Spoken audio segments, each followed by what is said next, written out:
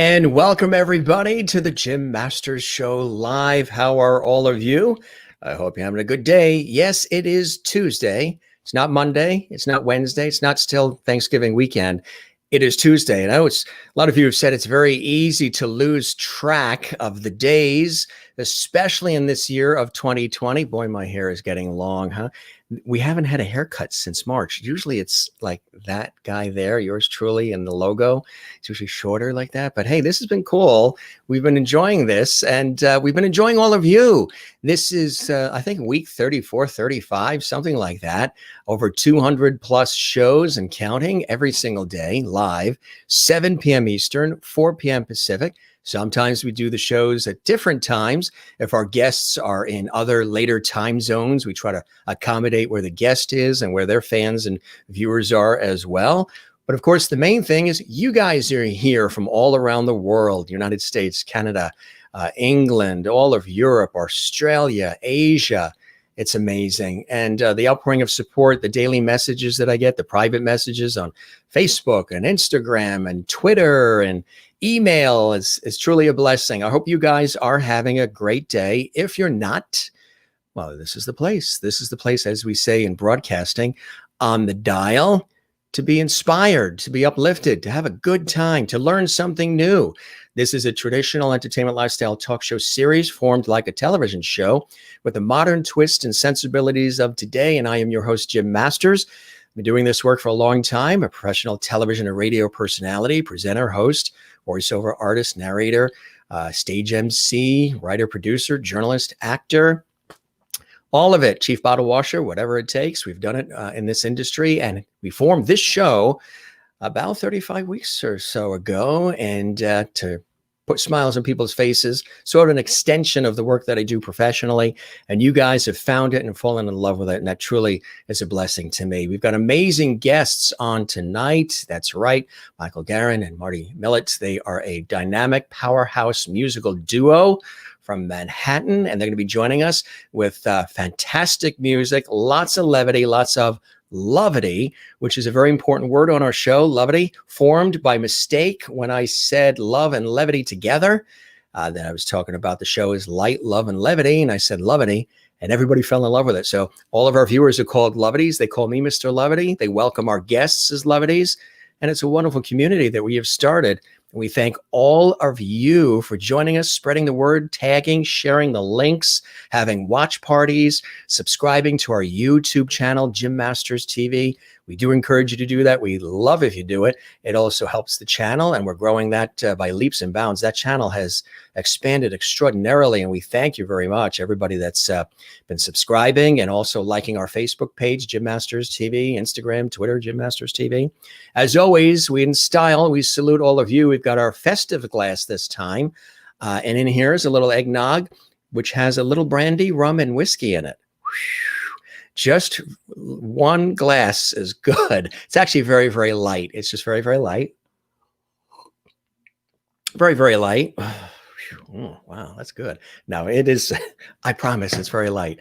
And a little bit later in the show, towards the end of the show, we have a very special thank you to say. Yes, and I won't even open this yet because we have a foodie loving crowd here. And if I mention food, we're going to do another 2-hour show. Like, remember I did that foodie festival host chat show where it was just me and all of you? Got this beautiful card and this incredible tin filled with some amazing treats with love from South Carolina. And one of our levity viewers, there's a special message and note in that card. And there's a purpose for that tin that goes back in our levity viewers' family history. And we're going to reveal what that is. And I want to thank that fabulous viewer. So many of you have been sending cards and gifts, and that's beyond, you don't have to do that, but it is very, very kind of you. And we welcome everybody. Of course, we got to say, and I'll show them at the end too. Your friends are here. George Burns is here as well with his cigar. He says hello. And I know some of the other ones that you love to see too are here. Again, Lin, the huge panda. We'll try to squeeze Lin in sometime over the weekend. Gilligan is here with love as well. And we got Silver here too. There's Silver. We'll bring Silver out a little bit later. We've got amazing guests. We want to welcome first our levity viewers. We're very viewer centric. We welcome all of our viewers from all around the world. It's absolutely amazing the people that are joining us in our levity community and our levity family. Our guests will be joining us in just a second. We were just chatting with them moments ago. And greetings, Jim and levity friends. We welcome musical duo Mardi and Michael to the show. There will soon be terrific music and conversation in Levity Hall. Absolutely. Christine, hope you're doing well in North Carolina. One of our fabulous levities. She does watch parties. She tags. She shares. She suggests. She's been doing some really wonderful things, and we really appreciate that. Sherry also, hello, levities. So excited to be in Levity Hall with all of you again this evening. Good to see you. You're watching on our YouTube channel at Jim Masters TV. Good evening to you as well. And she welcomes Mardi and Michael to Levity Hall. We're so happy you're here with us. Thank you very much. Mary Bishop is here. Hi, Jim and levities. They're in beautiful Florida. Mary, looking good there. Marilyn, of course, Merlin. Hi, Jim and all levities with the Christmas trees, Merlin. They're in beautiful Canada and Ontario. Love it. Marcia Murphy Watson says hello to all. It's good to see you, Marcia, as well. Reporting in live and direct from Iowa, Renee. She posted a foodie conversation on our Facebook page, Jim Masters TV. Check it out.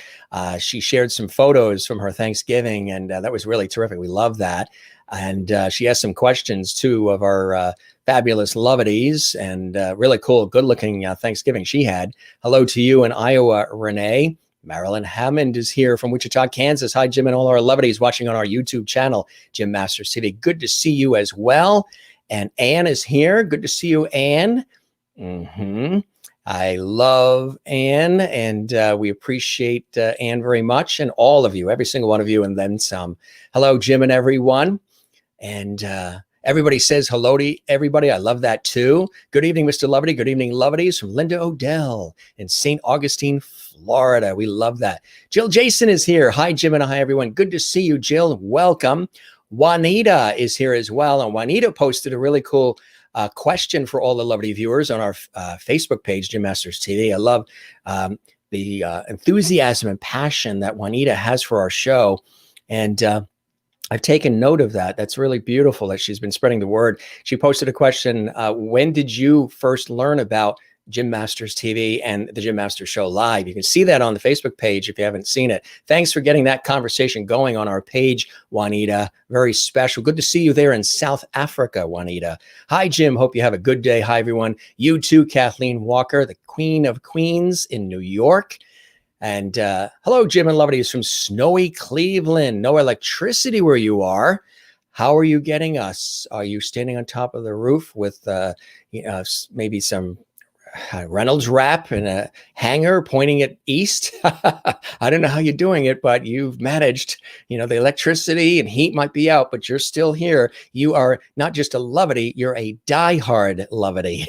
Thanks for joining us, Kathy, especially under those conditions. From San Diego, hello, all levities. Welcome to Levity Hall at Jim Master Show Live, aka Mr. Levity. Good to see you, Dante CD in San Diego. Wonderful to have you here as well. Bernadette is reporting for duty. Thank you very much, Bernadette. I know you're excited for our guests and all the folks coming up. Hope you're having a good day. Love your hat, Mr. Levity. I know you love when I put this hat on. Good to see you as well. Elizabeth is here. Yay, I love Mardi and Michael. Thank you very much, Elizabeth. Welcome to the Jim Masters Show Live Entertainment Lifestyle Talk Show Series. Hope you'll subscribe to the YouTube channel you're on right now. We would love that. That's real levity. Happy Tuesday evening, Jim and fellow levities. From Maureen, good to see you as well. Dante welcomes Marie and Michael, or Mardi and Michael. I do some editing, as I'm reading sometimes. It's my proofreading skills. You're both. What's in your glass, Dante? Hello, Marie and Michael. You mean Donnie and Marie? You are now bothering levities? I think you mean welcome, Mardi and Michael. You are now both levities. We got it. They know. We love your musical duo. We got it. Funny. Love your Santa. Oh, the one that's there. That's a very, very old Santa. Maybe I'll bring it close to the camera one day. We're starting to slowly decorate the set. That was one of my aunts, one of my mother's sisters, and she was a big collector of them. And that one goes back as a family heirloom. My mother has hundreds of them. Hi and good evening, Jim and everyone else. I'm doing great. Soraya, fantastic. Good to see you as well. And all the others that are here, we welcome everybody. Tiffany is here, brilliant fiddler, violinist, great dear friend from Chicago, great friend. And hi, Jim and Lovelies. Hope all is well in your corner of the world. Just finished teaching online music lessons for the day. Where is everyone tuning in from? Good question. Where is everybody tuning in from? I like that question. Let us know where you're watching from. She's in beautiful Chicago. All right, gang, we have a lot to do today. We've got a lot of great music and so much more. I am so excited to welcome this powerhouse couple, handsome couple too, right? They are very, very talented and they are incredible at what they do. And we have a little bit, we've got some footage here we're going to show you, but also they're going to perform live for us as well. Let me just tell you briefly some of their extraordinary background.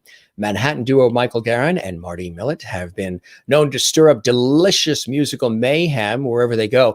If you noticed in our promotions, we said you're in for inspirational conversation and musical mayhem on tonight's show.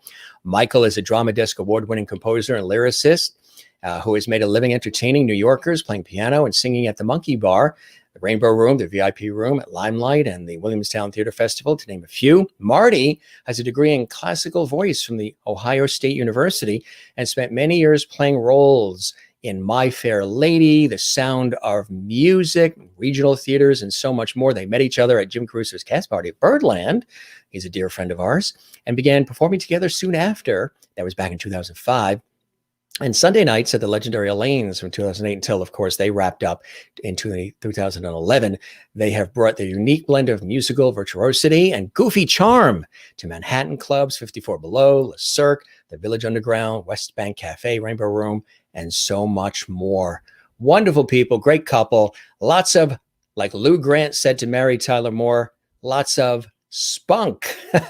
Let's welcome them to the show live and direct from New York right now, our friends MARDI and MICHAEL.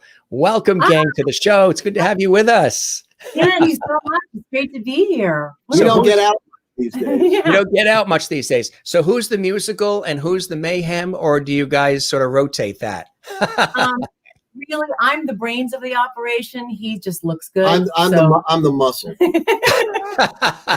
The brains. That's the perfect relationship, right? Yeah. I'll tell you, really, yeah. I am feeling very, very smart for having married a piano player since this pandemic hit us. Yeah. Yes, right. One-stop shopping. A little. I like to think intuition. of it. Yeah, exactly. Well, I tell you, it's wonderful having you guys here. And I just want to show you, I mentioned to you that on this show, lots of levity comes your way, and it's pouring out from our fabulous levity viewers from all around the world. Jill Jason says, welcome, MARDI and MICHAEL. And Marilyn says, welcome to you both as well. Welcome to Levity Hall. Welcome, MARDI and MICHAEL, to Levity Hall from Bernadette. Juanita from lovely South Africa, 2 hours outside of Cape Town is where Juanita is. Mary is in Pine Island, Florida. Sherry is tuning in from Maria Stein, Ohio. I love that. I love that. Ohio. I'm from Ohio. That's right. What part? The eastern part, right across the river from Wheeling, West Virginia. It's a little town called Shadyside. Oh, fantastic. We've got several. Christopher Joseph lives in Ohio. I think it's Sylvania, right? Is that where you are, Christopher? Sylvania? He's here and welcomes you. Thank you very much. I appreciate that, Linda. Very, very nice. Thank you, Juanita. And Dante welcomes you as well. Thank you. Thank you. Thank you for all these fabulous welcomes here and introductions. Everybody's saying cheers. And again, you're going to be bowled over with all the levity that happens on this show, gang. And yeah, Bernadette is welcoming you as well. And let's see. I mean, so many of these, they come in so fast, they get beyond us sometimes. Welcome, MICHAEL and MARDI from Linda in beautiful area, St. Augustine, Florida. And Juanita in South Africa, welcoming you both to the show. Mary Bishop welcomes you. Marcia in Raleigh, North Carolina does as well. Renee in Iowa. Ann Harriskin, who's in Southern California, one of our regular Loveity viewers here. She's welcoming everybody. Maureen tuning in from sunny Arizona. Soraya in Morris, Illinois. St. Augustine, Ontario, Canada. And welcome, Marty and Michael, from the River City of Jacksonville, Florida. Kathleen in New York City is in the house. Welcome, Marty and Michael. We appreciate, from Kathleen. And let's see. Oh my God, what a lovely welcome here. This is Bernadette is doing it, and we appreciate that. And welcome to you both from Maryland, and she's in Wichita, Kansas. And Jill Jason and Danilo. Larry Haber, our great friend Larry Haber. He's a dear friend, one of the Friars, of course. The three of you are fantastic. I don't even know how many exclamation points that is. I think if you can guess, you get everything that's in the jelly bean bowl, right? Thank you. I appreciate the emphasis on that very positive F word. Fantastic. Welcome to Loveity Hall. You are now Loveities. See, it didn't take long. You've been stamped Loveities. I tell everybody there's Oscars, Emmys, Peabodys, Tonys, Tellys, all of it. But what does it feel like when you are officially brought into Loveity Hall and destined to be, and now confirmed, a Loveity on the Jim Masters Show Live? I mean, your feet must be tingling right now. Wonderful. They are, but I sprayed something on it. She's operation. Her left foot isn't on your right foot, is it? We are watching from outside DC, Baltimore area in Maryland. Love it. Reporting for duty. Hello to you. And Michael's from Maryland. Yeah. What part? Right outside of DC, PG County, Greenbelt. Oh, Greenbelt. Yeah. We have friends in Silver Spring, that area too. Yeah. Like neighbors, right? Christopher, Pennsylvania, Ohio. Christine in North Carolina. Welcome, Marty and Michael, to the Jim Masters Show Live. You are now both Loveities, and happy you could join us tonight. Maureen, a warm welcome to you both. This is going to be a great evening. David says, two of the best from Columbus. OH. David and I went to Ohio State together. Wow. He's a talented conductor, photographer, teacher. He's a man of many hats. Literally, I sympathize with him. That's it. Welcome, Marty and Michael, from Kathy Short. And Sherry says, I have two daughters and a son-in-law that are graduates of the Ohio State University. Proud Buckeye in the house. You know, people ask me about the background. You know, we change the backgrounds a lot. And they ask me about that background there with those, which looks like lanterns, right? You can see all the different colored lanterns sort of around our boxes. Those I took in Ohio, actually, when I was on a television shoot in Columbus, which was the very first time I was there. And I thought Columbus was a cool city. And it was actually for a news program. And we were interviewing this major engineering firm that did a lot of the projects that were responsible for the recent revitalization of Columbus. And after the shoot, they invited us to a wonderful showing at the Columbus Museum of Art. And when we first walked in, when you looked up in the ceiling, there were all of these beautiful colored lanterns like that in the ceiling, walking into the museum, getting into the show. So I pointed the camera up and snapped several pictures. So that actually is from that evening in Columbus, Ohio, inside the Columbus Museum of Art, where those lanterns are in the ceiling, hanging from the ceiling. People are always like, where did you get that from? That was from the museum there in Columbus. Kind of cool, huh? Awesome. Very cool. Yeah. Always look up. I tell people, always look up. You'll see some beautiful things. Art Goodman is here. Hi from Plantation, Florida. Good to have you with us, Art.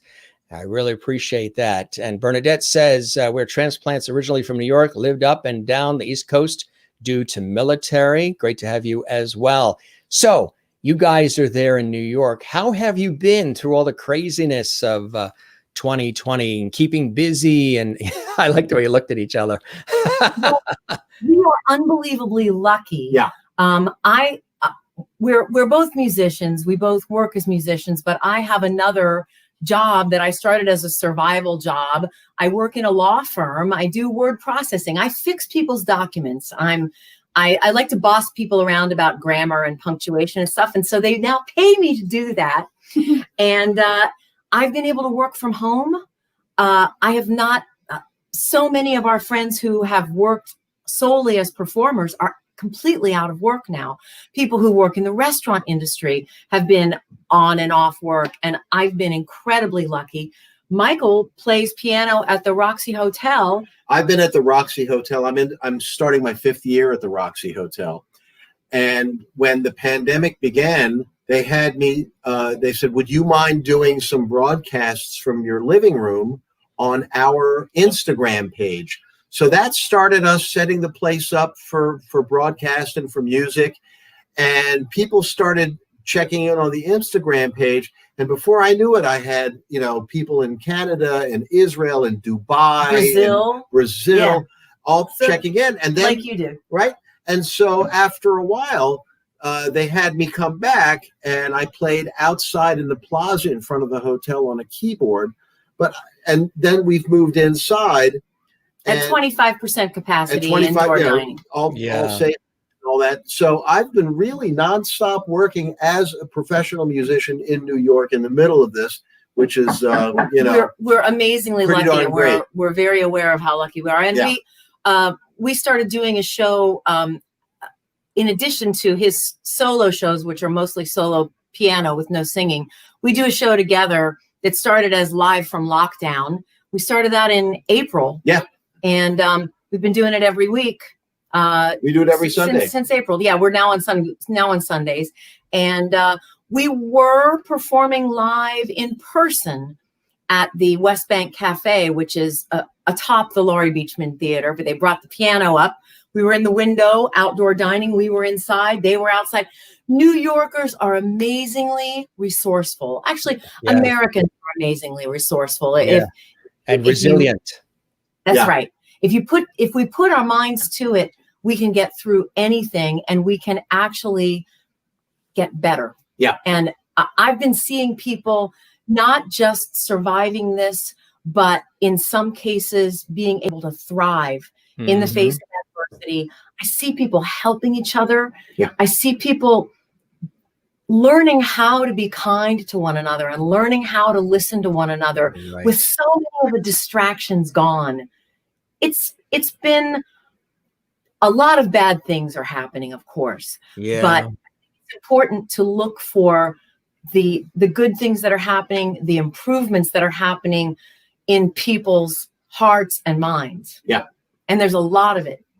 Right. It's not getting as highlighted as, we would hope. But I've been saying multiple times, to family and friends and colleagues and even on this show that I'm hoping that we will rise from the ashes of everything that's been going on, the civil unrest, the economic, the pandemic, the political unrest, divisiveness, all of it.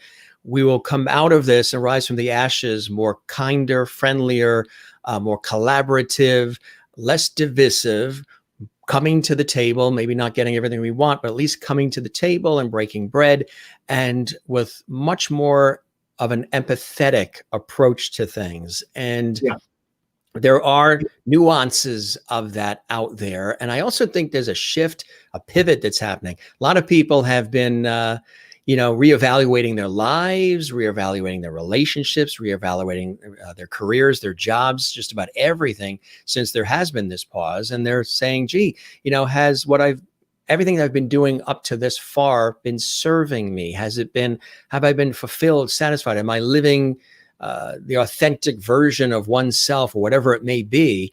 And they're making little tweaks and changes to sort of, I guess, express themselves more through so many people. One of the biggest thing, and I'm a green thumb, so I can definitely identify with it, but gardening was extremely huge this year, and being out in nature, because it's something that, you know, you can do and nurture and not control necessarily, but it gives you at least a sense of a constant.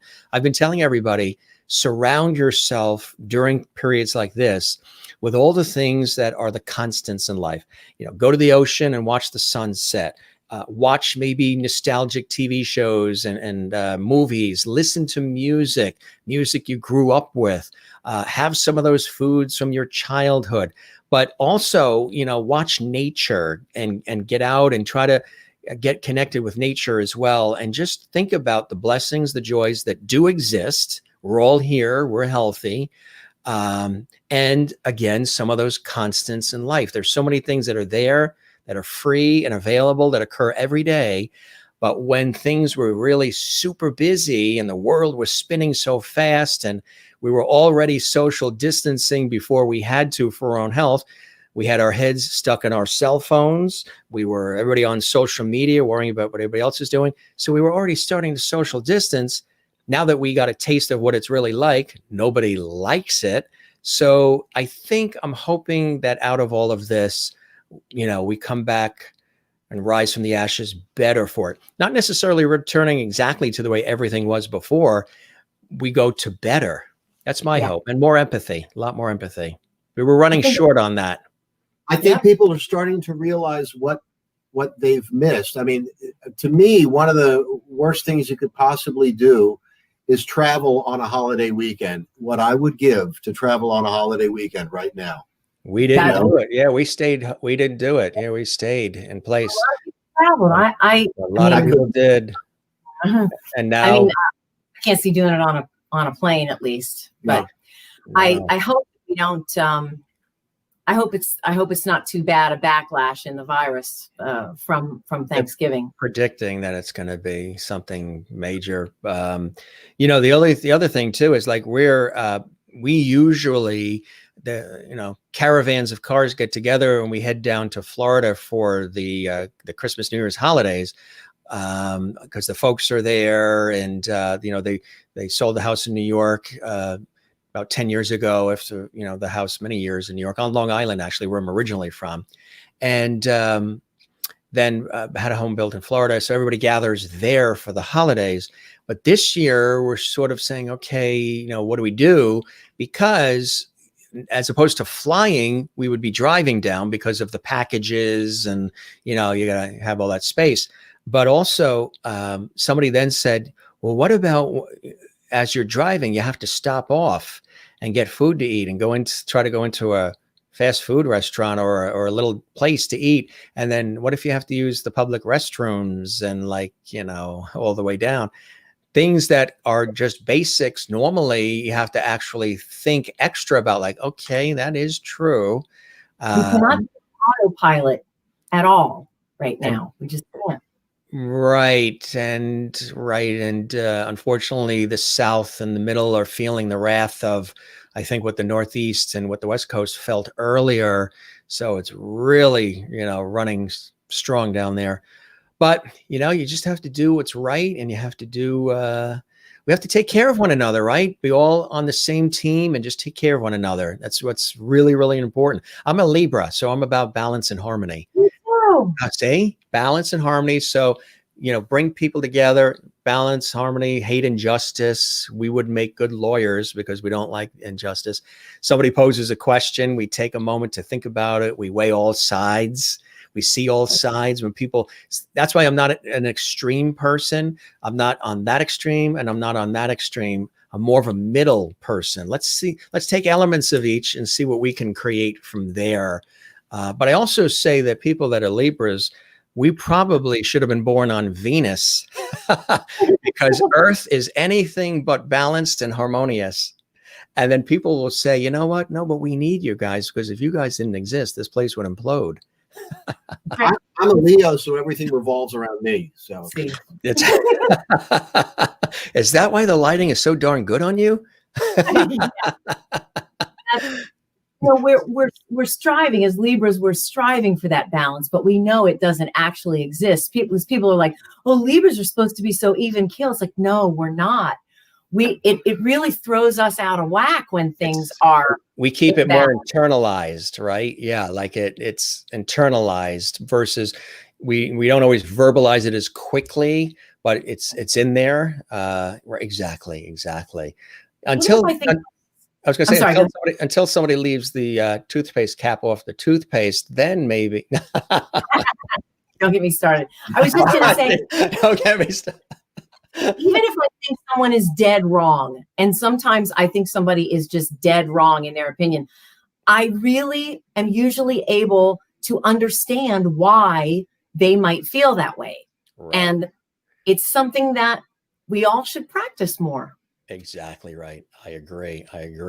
Merlin smiles coming in from Marcia. She agrees. And Penny is here. Penny Landau. You know, Penny is wonderful. Yeah, that's right. Not to be outdone by my cousin, Art Goodman, but hi from beautiful, scenic Plantation, Florida. We love Penny. And Penny, hey, Penny. Wonderful putting things together like this. Isn't she amazing? She's fantastic. We had what was going to be, I've met her at a lot of events and things of that nature. Actually, the last one was our mutual friend, Rain Pryor, who was performing in the city. And we've had some great conversations. And Penny and I were on the phone actually talking about this evening. And we ended up on the phone, I think, for 2.5 hours talking about everything you could talk about in life. Yeah. and believe it or not, we were just warming up. I believe it. You know, that's right. We love you, Penny. It's good to see you, Penny. And thanks so much for joining us and all that you do for the Jim Masters Show Live. We really, really appreciate that. So you guys met in 2005? Yeah.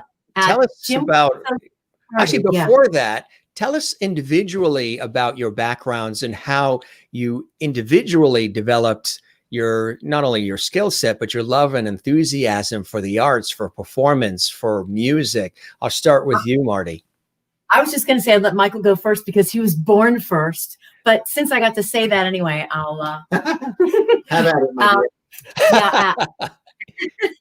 As I said earlier, I was born and grew up in a little town called Shadyside, Ohio, 3,000 people. And it's a coal mining town. My grandfather was an Italian immigrant. He was the 7th son of a 7th son. And but my parents loved entertainment.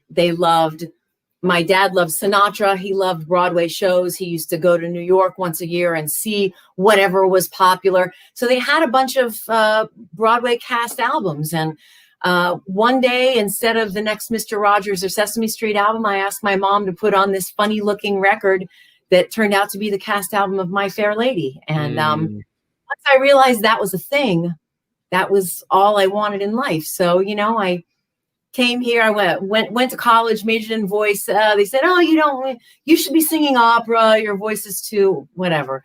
I did what I was told for a number of years. Sure. And then I stopped and started doing it's my time. Right. Yeah. My time to be my time. Exactly.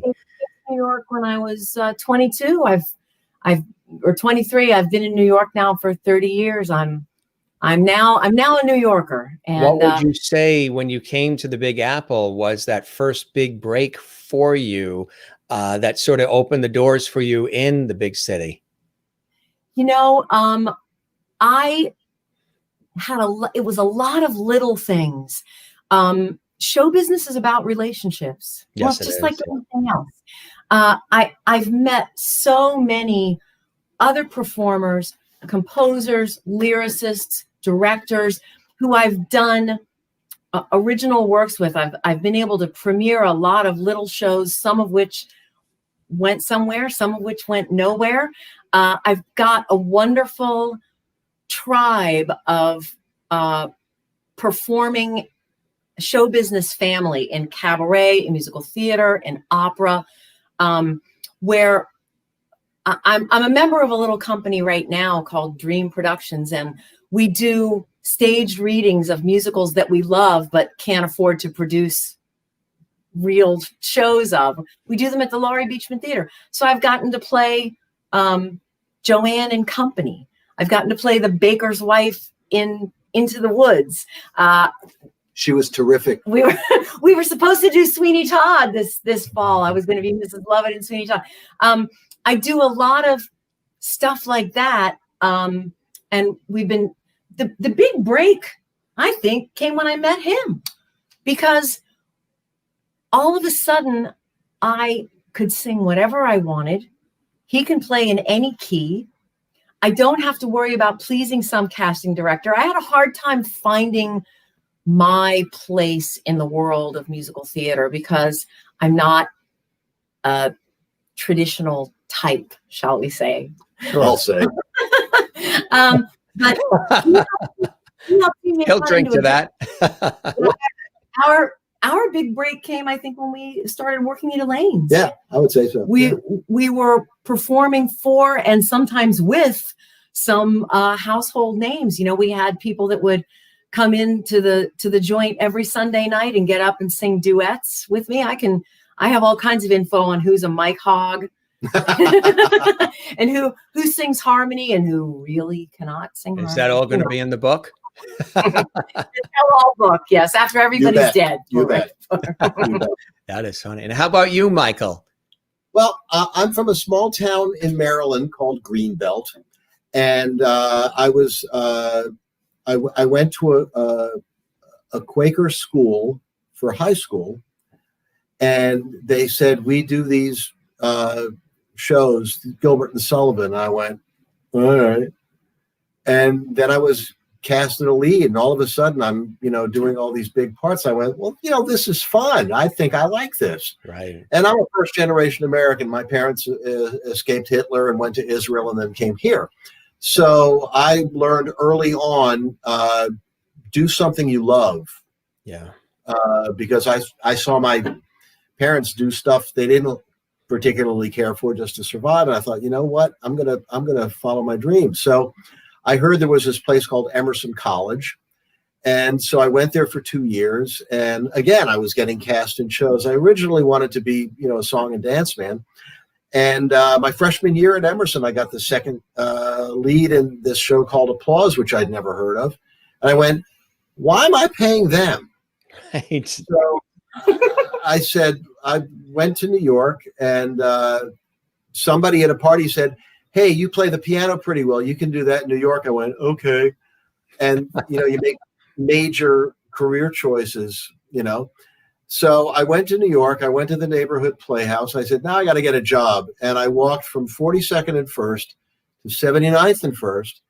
For some reason, came around to 2nd Avenue and walked down 2nd Avenue. And at 72nd and 2nd, I had a job playing piano in a restaurant.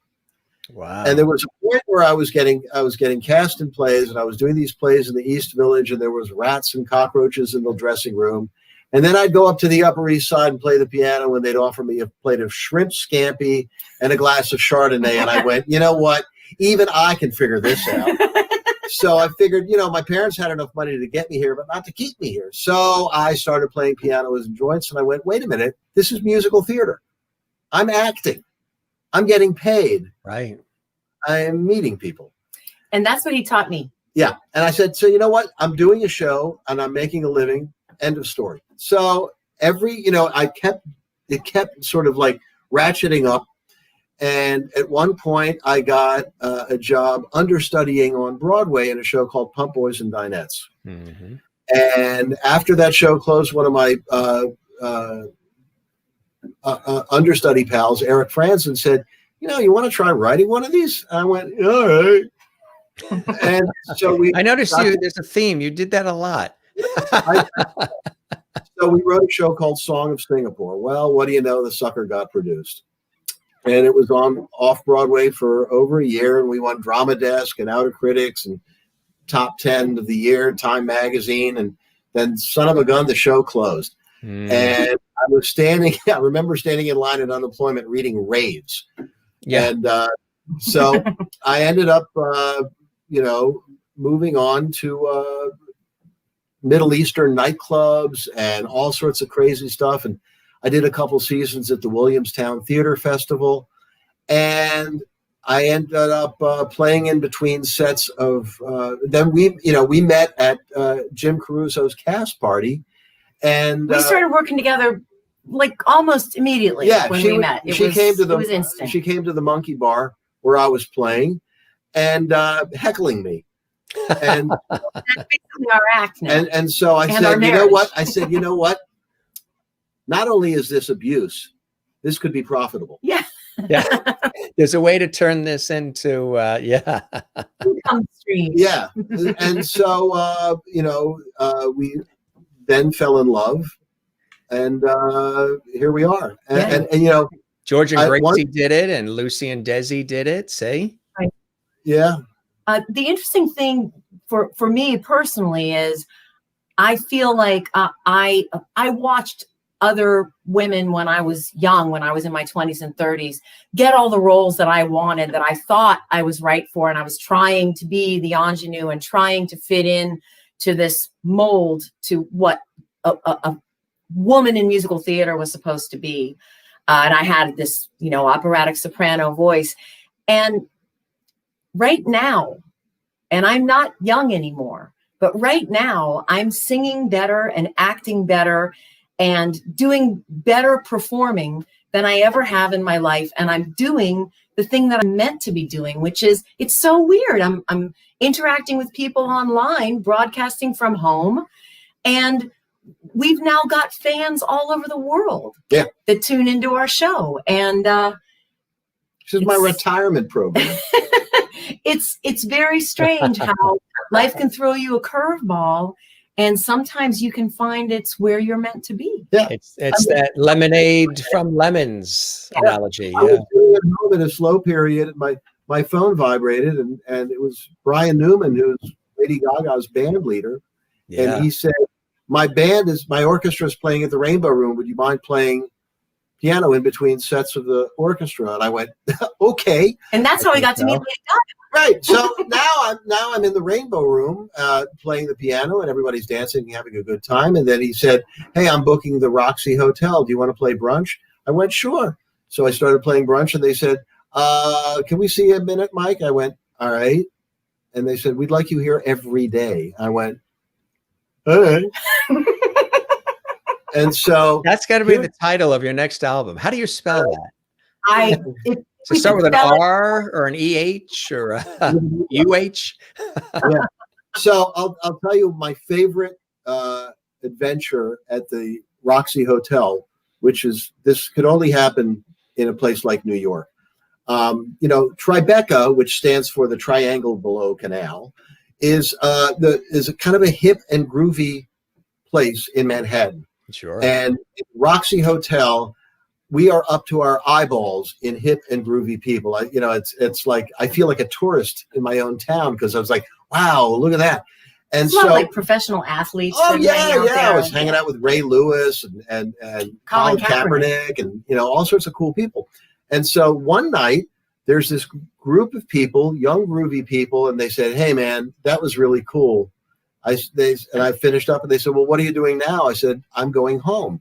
And they said, would you like to come to the recording studio with us? And I thought, these kids, they're cute. I bet your mom has a little basement. They want me to show them how it's done. I said, yeah, sure. So I go out.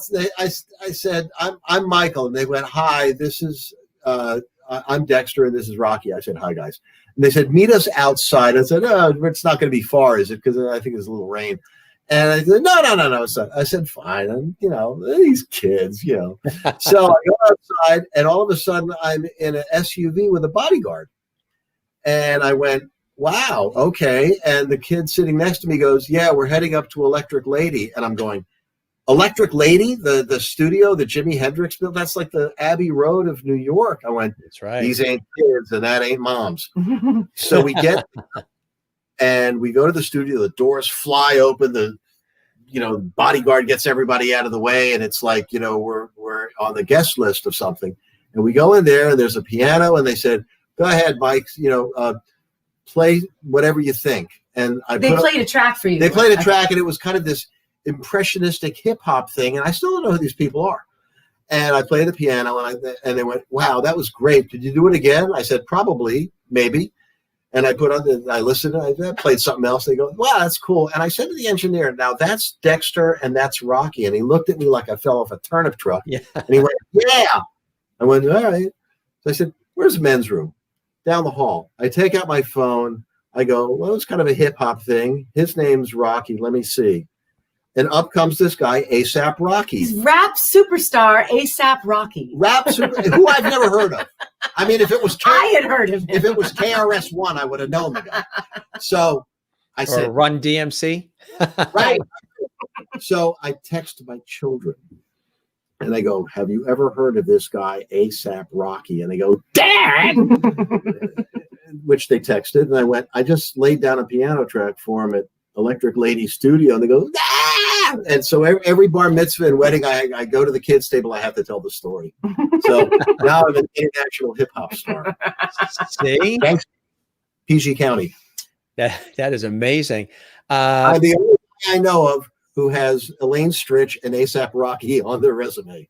So Marcia says, you're too funny, Michael. Loving the actual conversation. Christopher says, wonderful outlook on this crazy field called showbiz. And there's another comment that goes back to what you and I were talking about before we went live. Kathleen Walker in New York says, Marty, love your hair color. Pretty. Thank you. As I was telling Jim before the show, I thought I was just going to get a tint. I've been, bleaching it blonde. My natural color was some Italian medium brown, and it's got a lot of gray in it. Was bleaching it blonde and just said, maybe I'll get a little tint. Well, it came out like bubblegum pink like this. And it was extreme. I thought, I'm probably not going to like this. And on my way home from the salon in Brooklyn, 5 or 6 different women complimented me on it. And most of the comments were from women my age going, I would never have the nerve to do that, but it looks so good. I just love it. And I was like, this is giving me strength. The more fear you have about yourself, the more confidence I have about myself. It actually sounds meaner than I feel about it. But it was just like, why be afraid of doing something like this? And I've kept it, and it just like painting my living room walls chartreuse, which everybody told me, don't do it, you're going to hate it. It's 10 years and counting. I love it. And I love the pink hair. Tell us, all the guests that come on the Jim Masters Show live, the lovities, there's a few things that they definitely love. Food. If there were children that happen to burst into the room and jump on your lap, they'd love that too. Dogs, cats, pets. But they also like to know the room you're in and some of the things that are around you. You've got some wonderful framed photos. Tell us about the room that you're in and some of the nostalgia that surrounds you there. Well, if you look here and here, and I don't know if you see it up there, I used to I was at the Monkey Bar for over a decade, and I had a kind of a contentious relationship with the owner because we'll leave that there. It's really hard to tell that part of the story. Okay, so at one point it was like, does anybody know how to read lips? Yeah. So I got canned, and my friend said, "Oh, I heard you got canned. Let me take you to a show." I went, "Great." And so I went to this guy's apartment where he had a show. He built a theater in his apartment. This was in the early 90s. Yeah, this is like incredibly illegal. And he built a burlesque theater in his apartment with tracer lights and dressing rooms. This is the beginning of the burlesque revival in New York City. This guy did it himself single-handedly. And I went, this is great. I want in on this. This is my kind of theater. And I talked to the guy. His name is Dutch Weissman. It was not his real name. Nom de voyage. And his real name is Tony Mirando, and he's a brilliant, brilliant designer and theatrical mind. And he said, "You're the guy from Song of Singapore." I went, "Yeah." And he goes, "Want to be the MC?" I went, "Yeah." I'm not doing anything. So I'm hosting this burlesque show. I went, "Yeah, that's my mantra. Life of a white man in show business." Hello. So now I'm hosting and they said, okay, the police came And that was actually a funny story too, because the tactical police came. They heard that there might be something really untoward going on. And so the tactical police comes with the truncheons and the headgear. And Tony opened the door and he goes, "Oh, this is fabulous. You guys went all the way. Come on in." He thought a friend had gotten a bunch of guys to dress up and raid the place. So he invited them in. They all had coffee. And they raided the joint. They raided the joint. And he said, "Well, we do musical theater here." And he goes, "What? We heard there was drugs and prostitution." No. That's an act. This is just a show. And then he started screaming at the cops, "You know how much it costs to put on a show in this town?" And they went, "This is not what we thought." Anyway, the show moved to another place and a new cast member joined. And he was the hair and makeup guy for a photographer named Ellen von Unworth, who was one of the top fashion photographers in the world, who I had never heard of. And they said, "Ellen von Unworth is going to come take pictures of the show that I'm emceeing." And I went, "All right." I want to get this off the wall so people can see it. And so I am now, and Ellen von Unworth, who used to be a model also, so she really knows both sides of this, said, "Don't look at me. Whatever you do, don't look at me. Just go about your business." And so we did that, and there were a couple of stage ones. We should get this one too. Well, I'm going to show this one because you are looking at her in this one. But that's him with all of the showgirls when he was the MC. And that's backstage. This is backstage. Back then I had to put white stuff in my hair. And that's what you really call backstage, that one. Backstage, back end. Exactly. And I got to tell you, there's nothing like being a straight guy in musicals. So the show closed. I mean, we had a great time. It was a lot of fun. And all of a sudden, I get a call from Tony, and he goes, "You got to go out and get Luomo Vogue." I said, "All right." I'm loving these names, that Dutch Weissman. All these names are fantastic. Yeah. It's like vaudeville. Right. Well, so that's now why it's like a 12-page spread in Italian Vogue. And that last picture was like a 2-page thing. I went, I'm a supermodel, And this is before I became a hip hop superstar. That's right. Well, of course. And that's why you do this. And I ended up that way at the Williamstown Theater Festival, which I wasn't really sure what that was. And I saw an ad in backstage that said needed musical director. And I have no idea what a musical director does. I never did it, but I was unemployed. So that does make you just quickly become a musical director.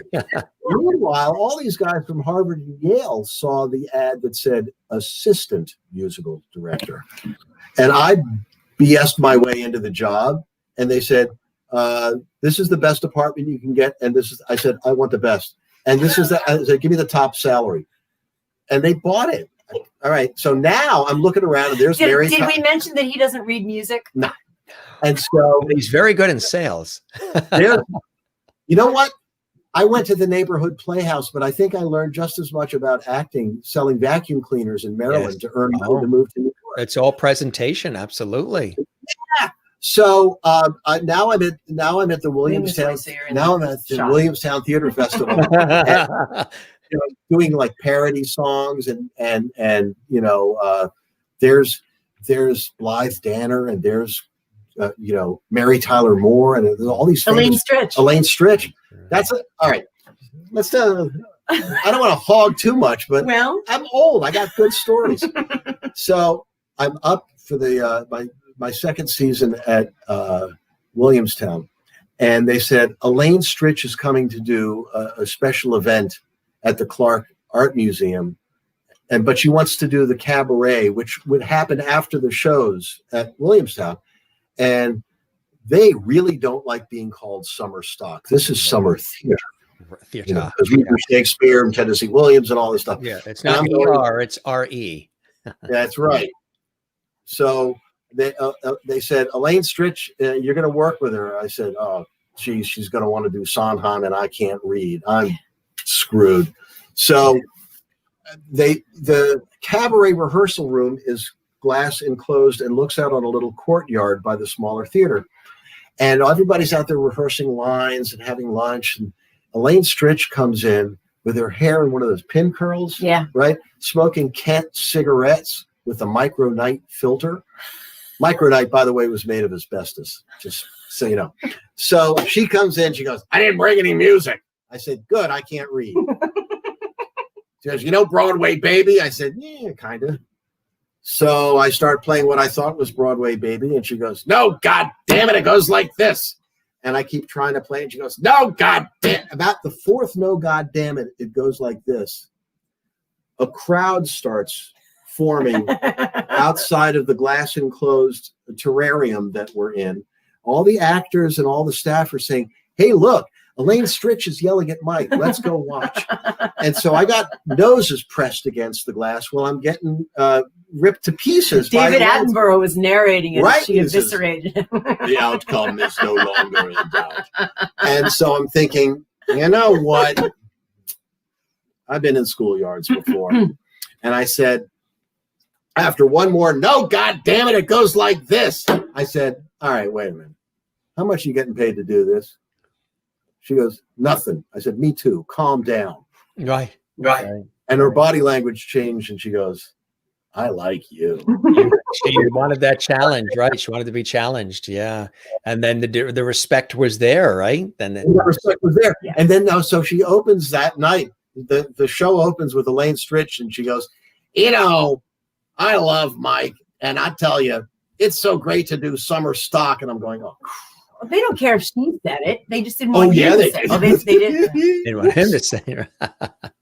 We have a really cool sizzle reel here that we want to show, which give people a little, and because I know we've got some music coming up and you guys have some cool things that you're going to share with us, holiday oriented as well, which I think is really cool. Well, let's take a look at a little bit of a snippet here of Michael and Mardi in action. And before we do that, a lot of great comments coming in here. Cheryl, of course, says, "Would love to hear you guys sing." Yep, absolutely. That is coming up. Bernadette says, "Michael is a terrific storyteller." And Juanita, wah. Michael, love the stories. And Christine says, "Enjoying these fascinating stories in both musical careers. Great storyteller. Love your hair, Mardi. You look fantastic." Juanita not only loves the hair, she loves your walls. Thank you. Happy every day. You look beautiful, Mardi. Thank you. And thank you for sharing. Thank you, Mardi, Michael, for sharing your life story with all of us loveties. Great story from Jill. Well, one thing I can tell you is that Betty Davis would never walk in there and go, "What a dump." She would not do that there. Not with the chartreuse walls. Just out of the shot, she might say that about. Gannon, welcome, Gannon Daniels. Welcome to our show, watching on YouTube. Gannon was in the cabaret with me at Williamstown, and we performed a rock and roll version of Hansel and Gretel, which I don't think I can repeat on the air. It was imagine if Hansel and Gretel were a punk rock song. Yes. Could you imagine? They do whack somebody at the end of the story. There is that. Well, good to have you here, Gannon. Welcome. And I hope you subscribe to the YouTube channel there. That would be wonderful. And Marcia says crack in their home too. And you know what that is, right? Crack? Yes. Irish crack. Good times. And do you know Cheryl Cole? Would love to hear you guys sing. Cheryl is watching. Cheryl. Channel as well. So we will do that. We're going to share this little sizzle reel here, and then we'll come back and we've got some more with you guys. It's a pleasure having you here. We're just getting started, folks, on the Jim Master Show Live. Here's a little of Michael and Mardi doing their thing.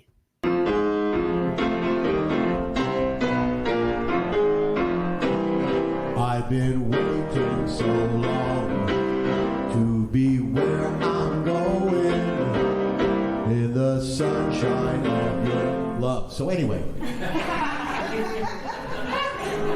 Climb up,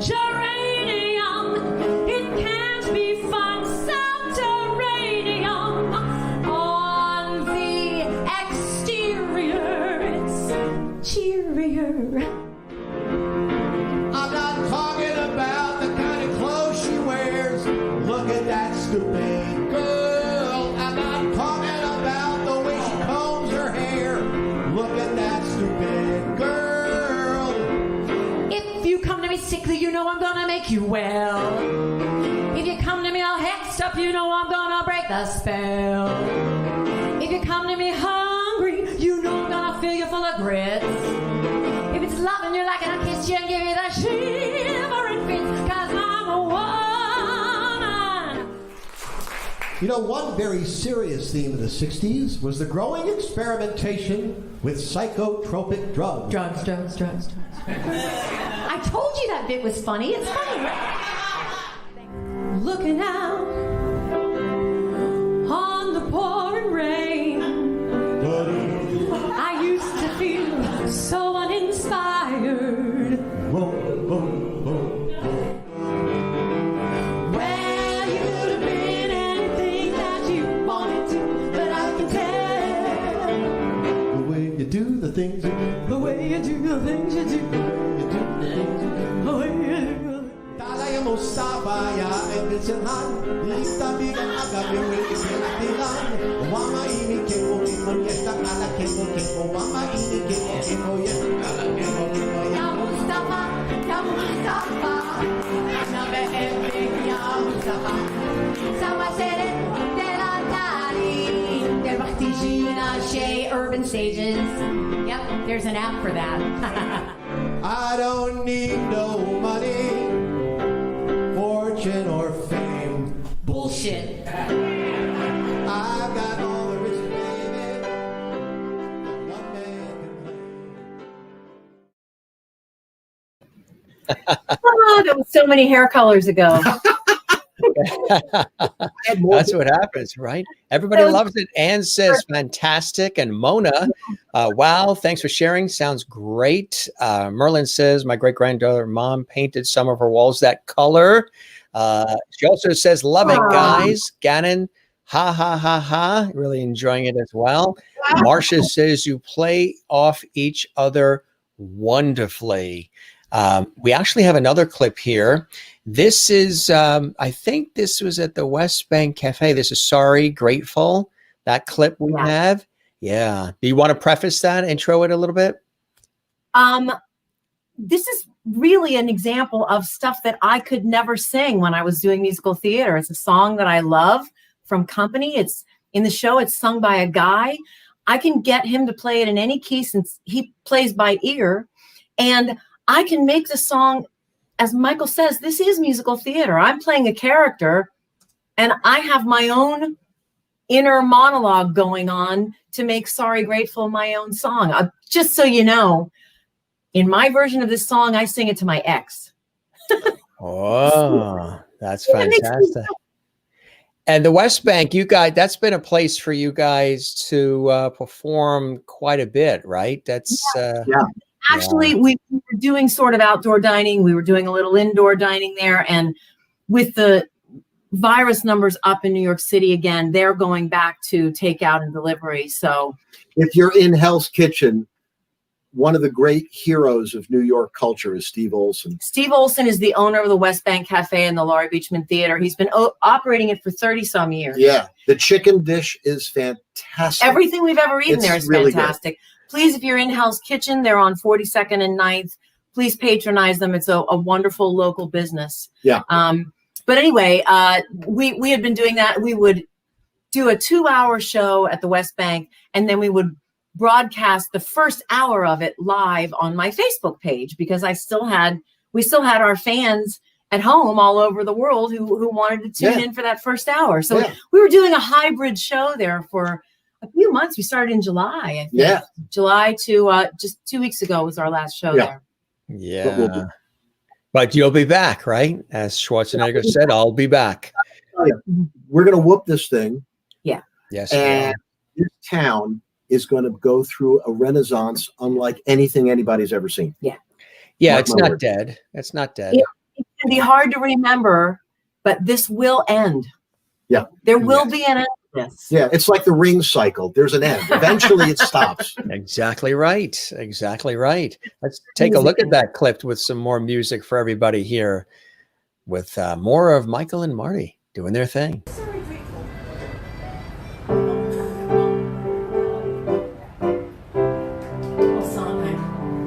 You're always sorry, you're always grateful, you're always wondering what might have been. Then she walks in, and still you're sorry, and still you're grateful, and still you wonder, and still you doubt. Then she goes out. Everything's different, nothing's changed, only maybe slightly rearranged. You're sorry, grateful, regretful, happy. Why look for answers where none occur? You always are what you always were, which has nothing to do with, all to do with her.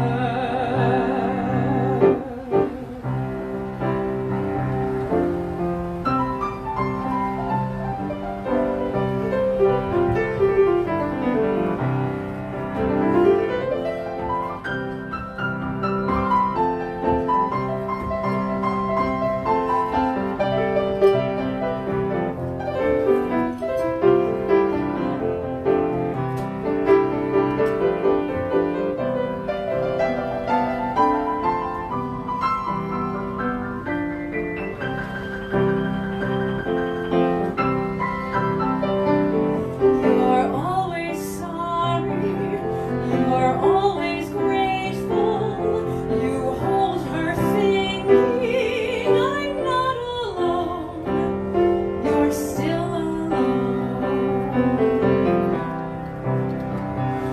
You don't live for her, you do live with her, you're scared she's starting to drift away, and scared she'll stay. Good things get better, bad get worse. Wait, I think I meant that in reverse. You're sorry, grateful, regretful, happy. Why look for answers where none occur? You'll always be what you always were, which has nothing to do with, all to do with her.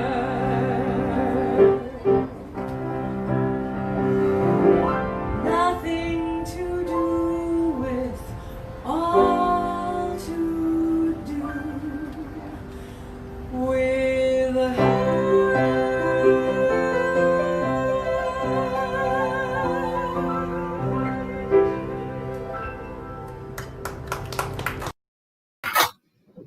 Very nice. Very nice. Yeah. Beautiful.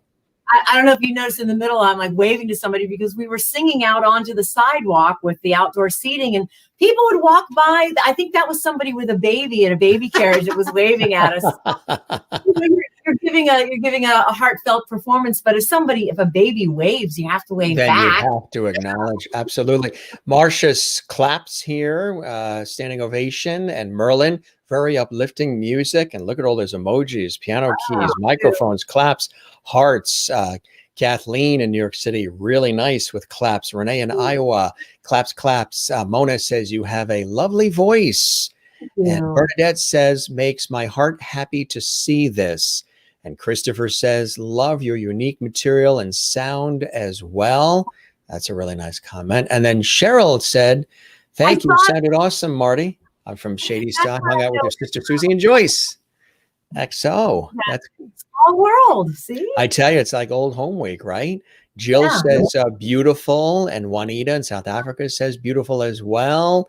And you guys, you do play off each other very beautifully. You complement each other very well, and I think that's what makes everything in terms of the performance so relatable to each other and to the audience. And that's what's really important, is that relating to the audience. Penny says, "Not bad. I'll keep them." Right back at you. You got to pass that Landau test. And I think you have. And Bruce Bryant watching, our good friend in sunny California, originally from the East Coast. Good to see you, Bruce, and welcome once again to the Jim Masters Show Live. So you've been creating, you've been keeping busy, you've been keeping positive. You've done this for a long time. You still love it. There's a couple of things that you want to share with us too, like a holiday tune or and such. What would you like to share now that we've got them all asking for more and more and more? And time to break out the holiday music, which it's December 1st. That's so right. It is the start, right? Maureen says such an amazingly talented duo. And Bernadette says, my teen especially love that number. Her teen is a performer as well, and loves watching our show because she's learning from veterans, from people who have done it. She performs and love the style. So it's great when you get a chance to mentor young minds too, right? And inspire them. Yeah. You know what I always say? Make sure you learn all the advanced functions in MS Word so you can earn a living no matter what happens. And you know what I say? It's a blessing to be in the happy business. That too. Yeah, absolutely right. And always learn what all those emojis mean, right? Christine in North Carolina says, beautifully sung, Marty. And I love any songs from Company. And Awesome. Merlin, do you play Boogie Woogie? I certainly do. Yes. Maybe that will happen. That's it. Yeah. All right. It's a possibility. We have a couple of actual holiday parodies that we've done over the years, and the first one I think you're going to do. No, you should do yours first. Okay. Yeah. So Now, I have this in my mind how it goes. I'm going to get out of the frame. Oh boy, pressure's on. So on I believe the 10th of the month, the 10th of December is the first night of Hanukkah. Yes. And there aren't a lot of Hanukkah songs, but here's one now. Enjoy. All right.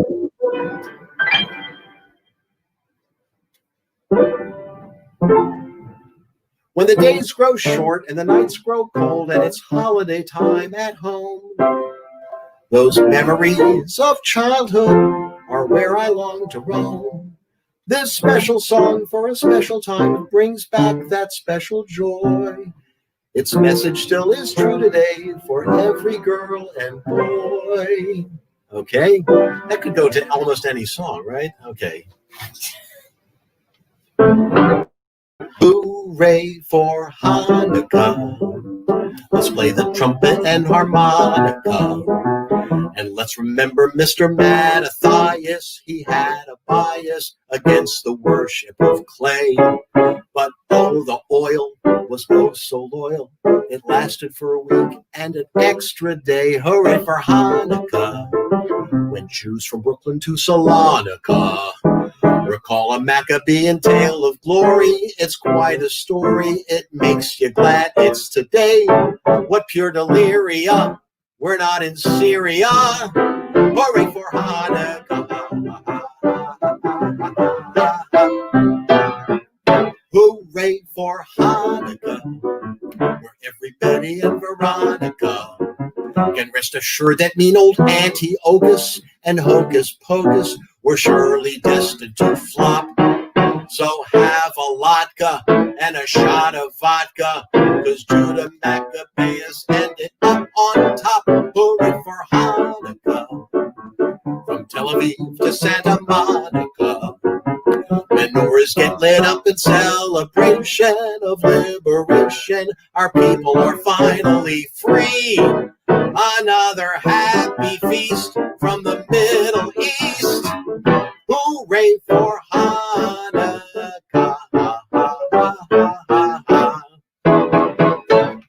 Sameach, y'all.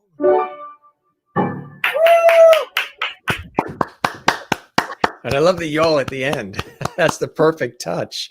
When did you put that together? How long ago, Michael?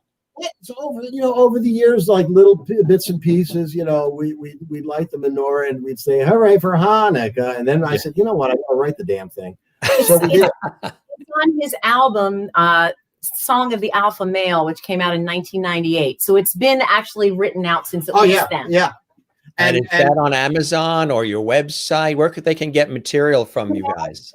Actually, that album is not available anymore. But his second album, Tulsa is Just a Slut spelled backwards. Tulsa is spelled backwards is available on Amazon. Yeah. Our album, which is called Hey Look, It's Michael and Mardi, is available for download on Amazon. Electronic download. Nobody buys CDs anymore, so we stopped. Ordering. I got a warehouse full of 8-track tapes. You don't. I know. Are we amazing on our show or what? There it is. Wow. I love looking at my own graphic design. I was so proud of that. And then everyone stopped buying CDs, so nobody ever sees it. You're the reason. It's your fault. That's actually a selfie that was taken in my office job back when we still went to the office.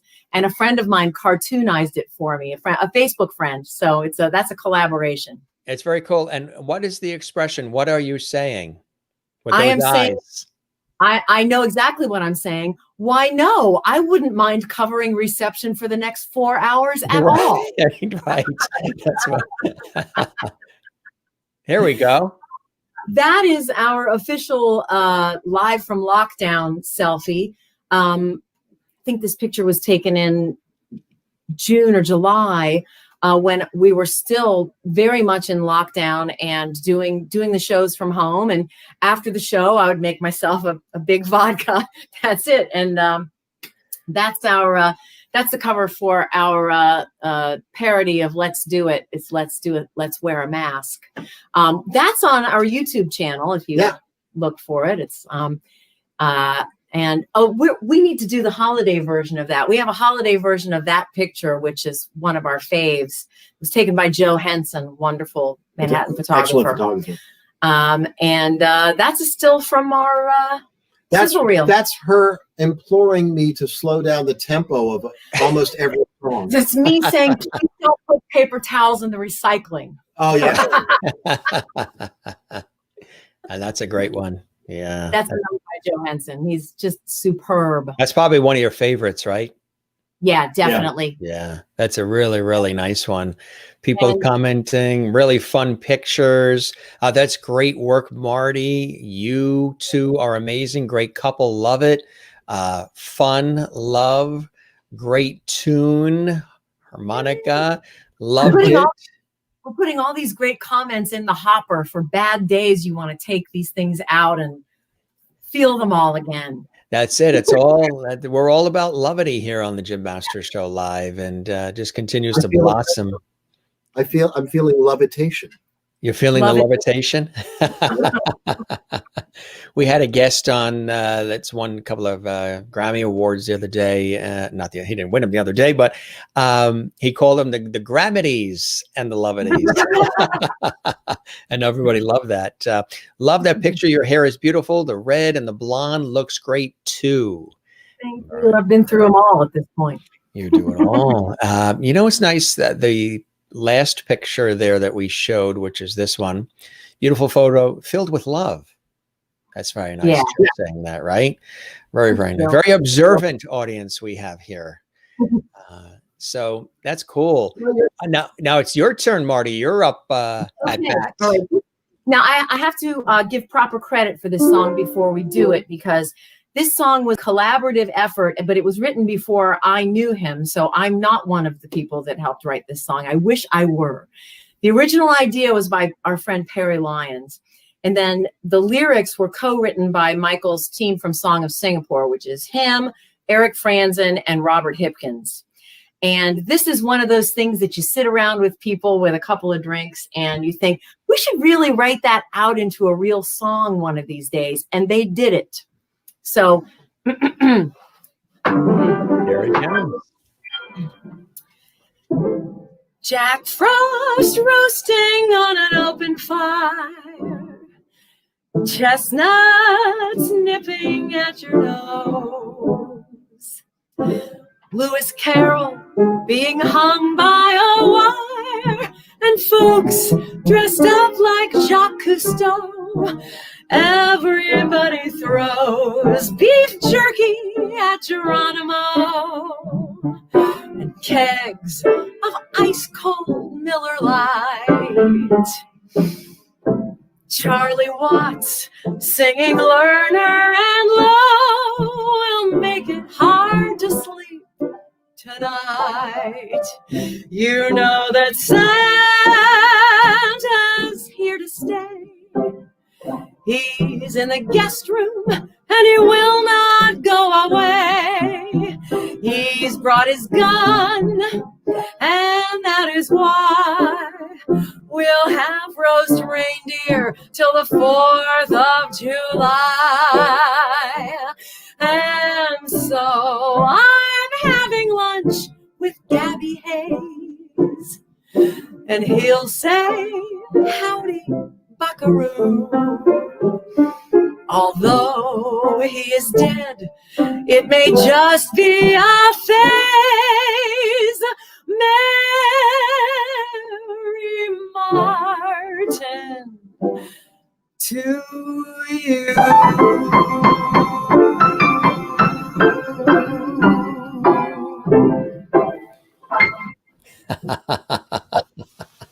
Love it.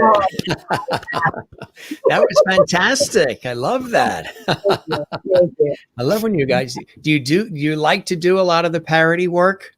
We love to do parodies, but it has to be, I'm such a pedant about lyric crafting that I won't do a parody unless all of the rhymes are perfect. It has to follow the original exactly. So yes, we love doing them, but I'm so hard on myself writing them that we don't do as many as we probably. Yeah, I don't care. He's a lot freer. He comes up with all of the goofy stuff, and then I correct all of the rhymes and make them perfect and exact. So yes, we did recently a parody of "Let's Do It" called, "Let's Do It, Let's Wear a Mask," and I actually wrote all of that one. Yeah, I didn't write any hers. of this last one, but I wrote all of "Let's Do It." Not that we're prepared to sing it, but it is on our YouTube channel. And also, we have a wonderful dentist who's also an excellent tabla player, an Indian guy named Maitreya Padukone, and we became friends. And he would invite us to his house for the Diwali celebration, which we'd never heard of. And everybody played guitars and sitars, and there was always a big jam session stuff. at the end. And we said we got to do something, so we adapted. It's the lovely. It's the lovely. It's Right. delightful. It's delicious. It's Diwali. The Hindus have a holiday, and that is why we would like to say It's delightful. It's delicious. It's Diwali. A time of cheer for me and you, but watch out for the vindaloo. It's delightful. It's delicious. It's Diwali. Festive clothes, tasty bites, as we like all the festival lights. By the way, if you add up all of the clues, It's just like the Jews. So light the diyas, enjoy the day, and that is why we are here to say it's delightful, it's delicious, it's chutney, it's the something like it's the prasad, it's the something, it's the Diwali. Don't have those lyrics in front of us. It was a whole list of It's cool chopped liver. It's a knish. Knish with mustard.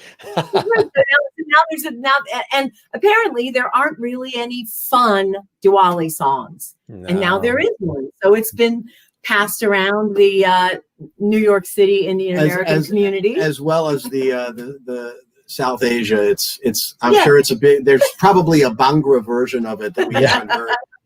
Because Cole Porter in Bollywood, man. Oh, that whole thing. Absolutely. Bernadette says it's lovely, of course. And Christine Clifton says you two are a real treat. Terrific, brilliant minds. Jill, Jason saying fun. Juanita, South Africa, LOL. She's loving it. Maureen says, I'm dying. And that's a compliment. Fantastic from Mary Bishop in Florida. Claps from Kathleen in New York City. Marsha Murphy Watson says, brilliant. Merlin says, you're on his naughty list. That's what they were aiming for. Loved it. Bravo from Bernadette. Sherry showing line. She's got the emojis of the tears of laughter coming out of the eyes. She's watching on YouTube. Claps of Marsha. Cool stuff. Really, really cool stuff. And Wozniak, claps and hearts.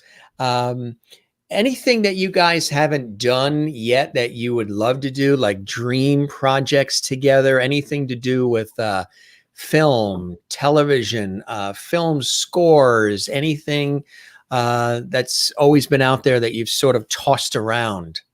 So many things. Projects. Yeah. There is the thing that we are doing that is something that I didn't know I wanted to do, but am now doing. Michael is writing a musical called Mary Astor's Purple Diary, based on a book by the illustrator Ed Sorel, who is a guy who has done a bunch of New Yorker covers. He did the murals that are in the Monkey Bar and in the Waverly Inn. In the Waverly Inn, all of those great old-timey showbiz murals. Ed wrote a book about the 1940s character actress Mary Astor because Ed has a crush on her. He's an interesting, odd, artistic guy. And he wrote this book about the life of Mary Astor and this sex scandal in Hollywood in 1936. Tell them the story of how you met Ed. I was there. There was a little French bistro near our apartment. We live in Harlem, in Central Harlem, and they had a piano in their little lounge. And I was saying, man, it'd be great if we could get a night or two here, and play. And we did. Yeah. And, after pestering for about 6 months, every now and then I'd go in there and I'd say, hey, because, you got to be, my philosophy is no means not yet. Yeah. Right. So if you say no, I'll be back. We'll be back soon. Right. So eventually the guy said, all right, have a couple of Thursdays. So we had a couple of Thursdays and I would start playing a little earlier and then Marty would come in and start singing and we had some fun. So one night, this older white guy comes up to me, and I know because I am an older white guy. He was even older than you. Right. And he says, I really like what you're doing. I said, thanks very much. He goes, have you ever thought about writing a musical? I said, I've written a couple of them. I'm actually pretty good at it. He goes, I wrote this book. And I'm thinking, who is this guy? Yeah. I said, I gave my card. I said, send it to me. I would love to see it. I have no idea who this is. And he sends me again, right? No, he sends me no, I didn't know who to Google. He didn't give me a name. Oh, you gave him your card. Right. So I gave him a card. I get a galley of this book. And I went, Ed Sorel, wait a minute. The guy that does all the magazine covers, he did Rolling Stone covers, New Yorker covers. Right. I went, what? And I read one page of this book and I went, oh boy, I got a tiger by the tail. And it is sort of a Ghost and Mrs. Muir kind of thing. Yeah. Ed moves into this new apartment in 1965 when he was a young illustrator. His wife asks him to lift up the linoleum and put in a new kitchen floor. And under the linoleum, he sees newspapers from 1936. All of the newspapers. Now, there's a Spanish Civil War going on. There's Hitler. There's Franco. All the newspapers had nothing but Mary Astor's custody trial because her ex-husband found her diary. Her purple diary. Her purple diary, where she listed all of her lovers in order of excellence. As you do. So it's 1936 and it's Consumer Report. You know what I mean? I think it was probably the first Yelp. So in all those years I spent circling the toys I wanted in the back of the Sears Wish book. Apparently number one, the winner of the Derby, shall we say, was the playwright George S. Kaufman. So now the Algonquin Round Table is in the musical. right. So it's a very if Kurt Vonnegut had written a romantic comedy, this would have been it. So it's very strange, But time very travel, charming little lovely. story, and not the easiest, most natural thing to be made into a musical. So what I've learned in my years of music is that it's like in football, you're only as good as your offensive line. Now, all the quarterbacks get all the accolades and the running backs and all the stars, but if you don't have an offensive line, you ain't going nowhere. And I realized now that the script to the musical is and I may be the only person who has ever made this comparison. The offensive line is the book in a musical. So we've gone through some very talented writers, and none of them worked out. And then Mardi said, I said, actually what happened was after the last person left the project, it just didn't work out. He said, can you just write a synopsis of the way I envision the show? Because he has a vision of sort of, an outline of how he wants it to go. Can you write the synopsis for me? And I can write. I minored in creative writing at Ohio State, got my degree in singing, minored in creative writing, and do a fair amount of writing, mostly on Facebook now. And I said I could write this synopsis, and I started writing the synopsis, and the characters started talking. They, like the script just kind of started coming out of me. And I was like, I love musical theater really more than anything in the world. It's what I know I was born to do. I was just born in the wrong time. And never happier. not for me, you weren't. Well, yeah, but to have been a star in my 20s, that's what I would have had to have been around in the 40s and 50s. So anyway, I've seen a bunch of musicals. Like I said, I'm really a stickler about a lot of things. And I said,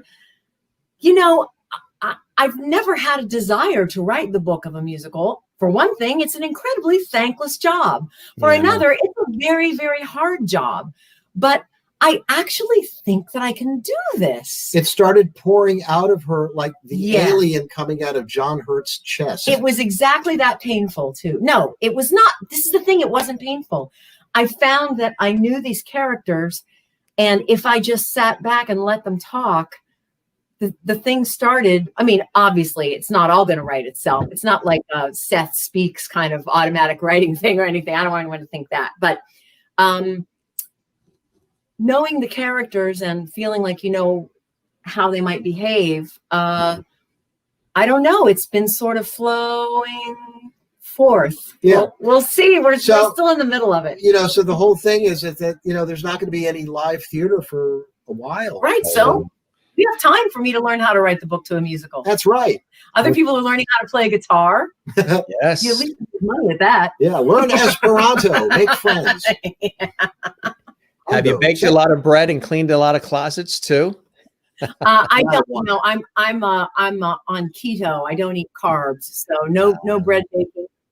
I can't even eat pasta anymore. And we're both slobs, so we don't clean anything. We're having cleaners in next week. You just paint the walls chartreuse. That's all. That's right. And when the clothes get dirty, we just paint them. And I don't want people to think that we're living like hoarders or something. We're perfectly normal people who do our laundry and pick up after ourselves. You heard it here, folks. First, it might be funnier to think that we're lunatics, but that they're lunatics. Yeah. So if we pan the camera to the left, what were we seeing? Laundry bins overflowing, or dining room table with my water cup on it. Let's see. And my tissue box. It's sort of my props table. It's sort of like the green room, right? The makeup room, the green room. Yeah. Jill says it's a beautiful collaborative process. Whatever it may be, it's a beautiful collaborative process. And I mean, what are some of the things that inspire you both to continue to create and to continue to have a lot of fun doing it? Life is short, and sometimes we get so hung up on some of the day-to-day idiosyncrasies of life that get in our way, and we don't get a chance to really express ourselves the way we want to. You obviously have reached a point where you're authentically individuals as well as a couple, and you get to express yourself individually as well as synergistically as a couple, and have a heck of a lot of fun doing that.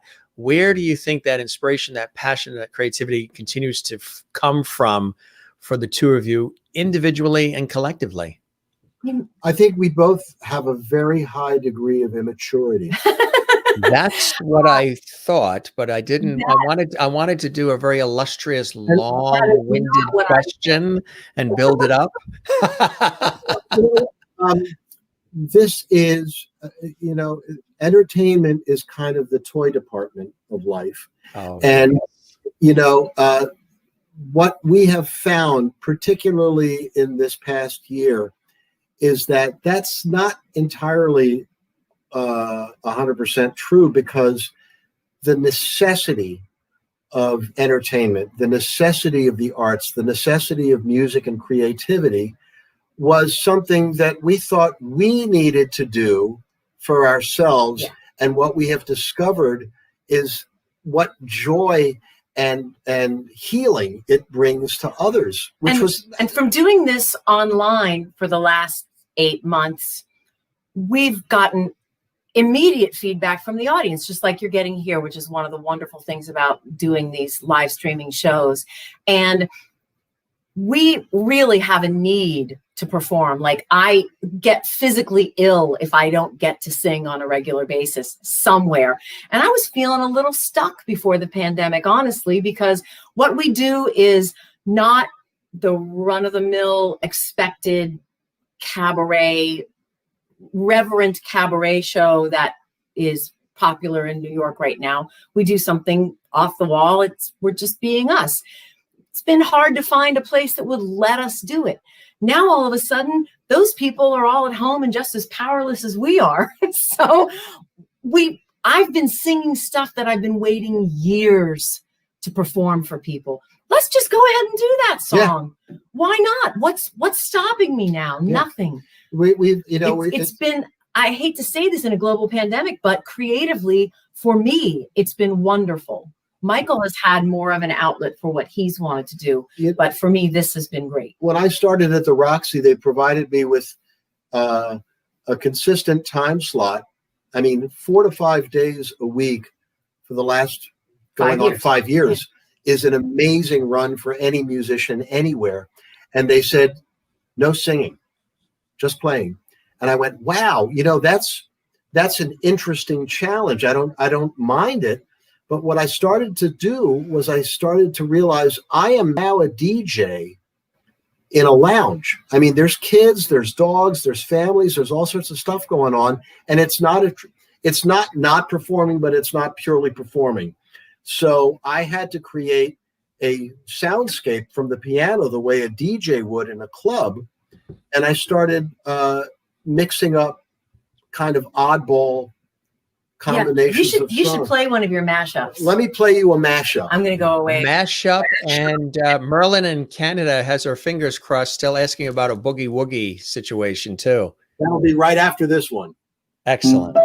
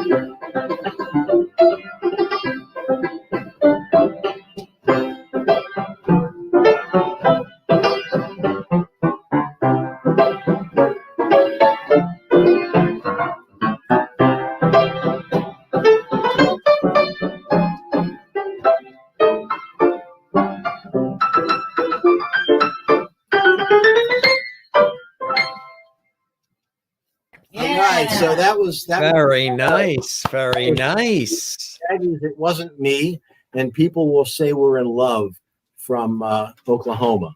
So I call it Shaggy and Hammerstein. But I've been lucky that I've been able to do this, have this creative outlet One of the managers was entertaining a client at the Roxy, and the client said, "I'm sorry I talked during your performance."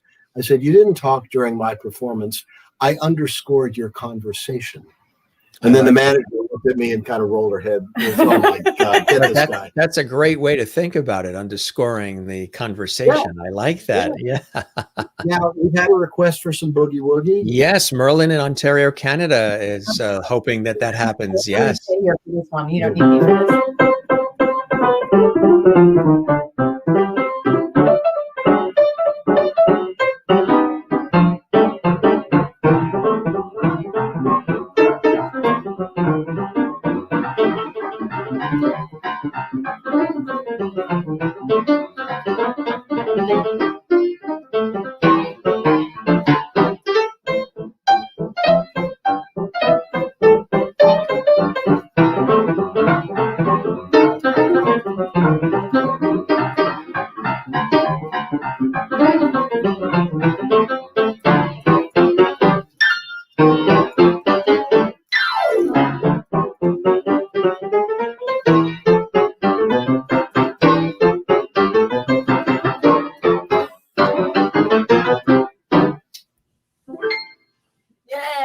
That is fantastic. That is pure gold, tickling those ivories. Really, really beautiful. Andy Griffith show. The Andy Griffith show, right. Lots of claps coming in from Sherry on YouTube, loving it, and Merlin, who was the one that requested it, toe tapping, loving it too. Marsha, loving it. Christopher Joseph and Mary Bishop. Bernadette says, jazz hands. I love that. That's it. Are they insured? Yeah, by her. That's Merlin and All in the park anymore. Yeah, I did that once, and then Marty said, "Have you lost your mind?" Yeah. You can't do athletic things that involve his hands. Definitely not. No, it keeps me out of fist fights. You guys like to infuse humor into what you do too, don't you? Yeah, we can really laugh at almost anything. In fact, we have to be careful because that's how it's how we cope. We have that in common just as humans. Yes. And we can sort of make a joke out of anything. I'm hearing an echo, and I'm just going to check my audio and make sure I have things set right, because sometimes it resets itself. No, we're good. Are you hearing yourself twice, or? I'm hearing myself a little bit. I just wanted to make sure that I had the echo cancellation on. She's technically very skilled at all of this stuff. Oh, I could tell that from her email responses when we were telling her about the technical things and the aspects and everything we have to do to prepare. She got it. I even responded that way. Didn't I say that? You're awesome. You get it. Yeah, you made our lives on this side so much easier because you got it. Sometimes technically savvy. We had a guest, I won't say who, but maybe about a month ago, who couldn't figure out any of it, even though we sent all the information days and days in advance. And we even had a phone call because this person requested a phone call to explain a few things. So we explained it fully and had said, you're set now, right? You understand the technical part. You understand.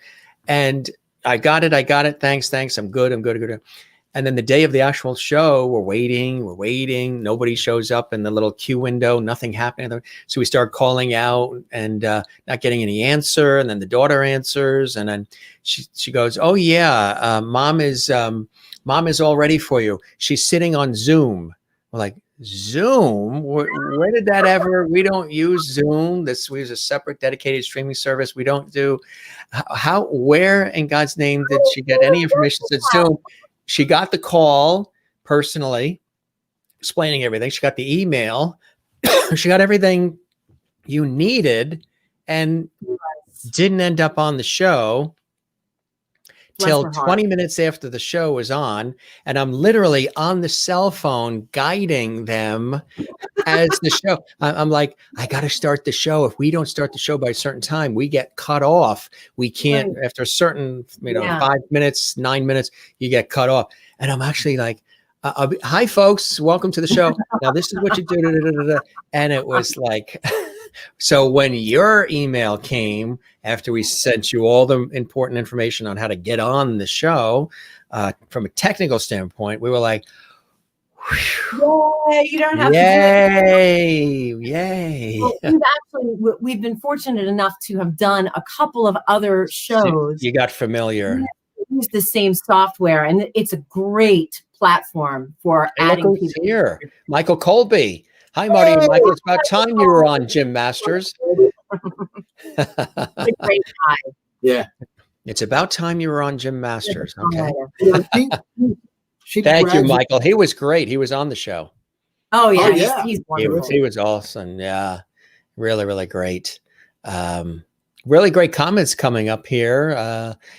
Juanita says, I'm sure Sophie boogied as well. Love that Boogie Woogie music. You know, that's feel good music, isn't it? Boogie Woogie's feel good. It makes you just, no matter what's going on outside, inside, you just feel really, really good, you know? And music has the healing power. It's got that power to really release those endorphins and make you feel good. Do you guys, what do you guys listen to when you're selecting the music that makes you feel good? Maybe you both listen to the same stuff, or you listen to things individually, different tastes. What do you listen to? We definitely have different tastes for what we listen to for fun.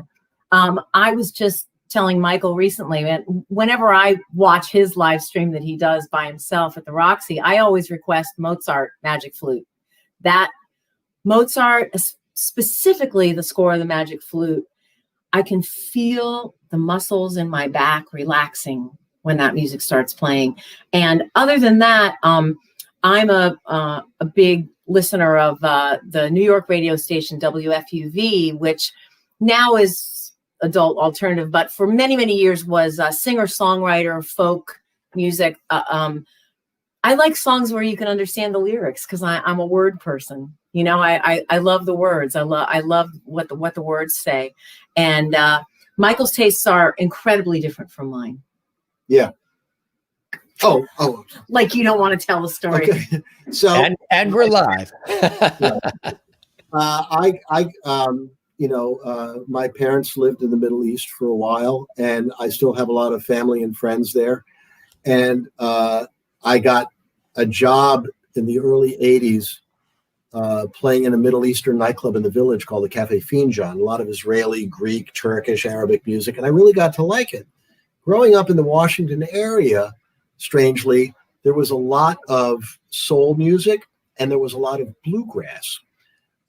Because if you're from North Carolina back then and you wanted to move to the big city, you went to Washington. So we had my first couple concerts I saw were Smokey Robinson and the Miracles, and then Latin Scruggs. So when I heard Arabic music for the first time, professionally, because I had to play it, I went, this is like salsa meets bluegrass. And the drummer in the band, the late, great Ali Hafid, he's from Morocco, and when I was confused by one of his Moroccan songs, I said, what's the groove? He goes, Afro-Cuban. I went, that's it. So there's a lot of interesting pop music now that's coming out of the Middle East and North Africa, which I love. And he introduced me to all of this Middle Eastern music, and I'm this half Italian white chick from Ohio with an opera degree going, I'm singing in Farsi. It's a good song. Why not? If I can sing in French without speaking French, why can't I sing in Farsi? Right. So exactly. There was a big Middle Eastern and Mediterranean music scene in the 50s and 60s on 8th Avenue. It was called Greek Town, and there were Armenian music and Greek and Turkish and Israeli and Arabic, all of that stuff. And I kind of was snuck in on the very, very end of it in the village. And a couple of the guys from that world and I got together. I said, you know what? I played keyboard in those bands, but what would it sound like if we added an acoustic piano like I have here?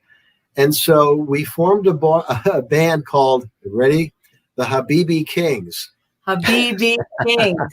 Right? And So Samir Shukri and Osama Farouk and myself and MARDI MILLIT, and we just added John Miller, the On great bass. Broadway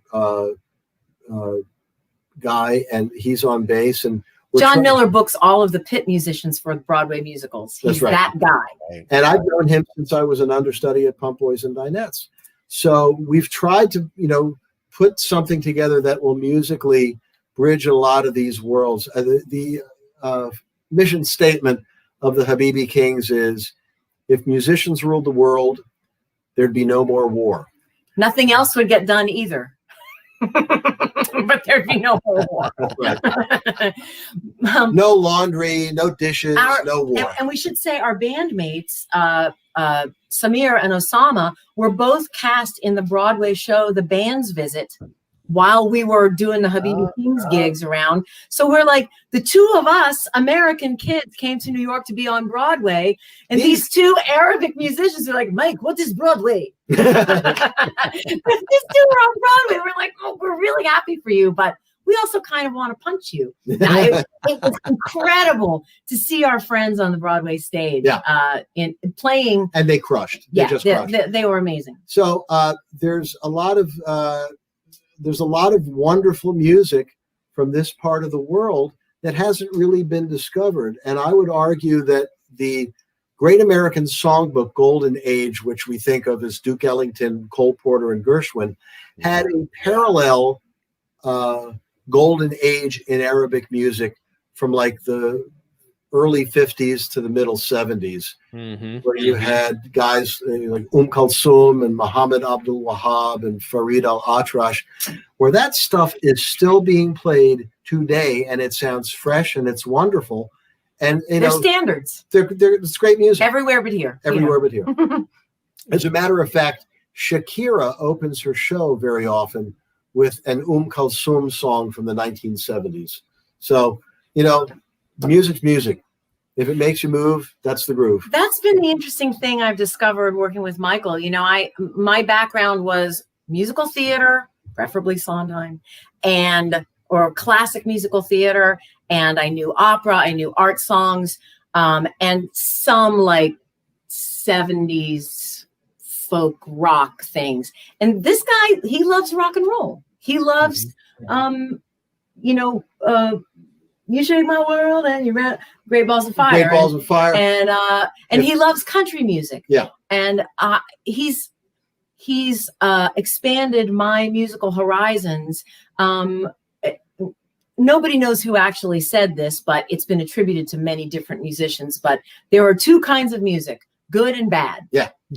Yeah. I've learned to love so many kinds of music through Michael that I never would have been exposed to at all. Yeah. And I'm the one with the degree. Yeah. And that's what happened.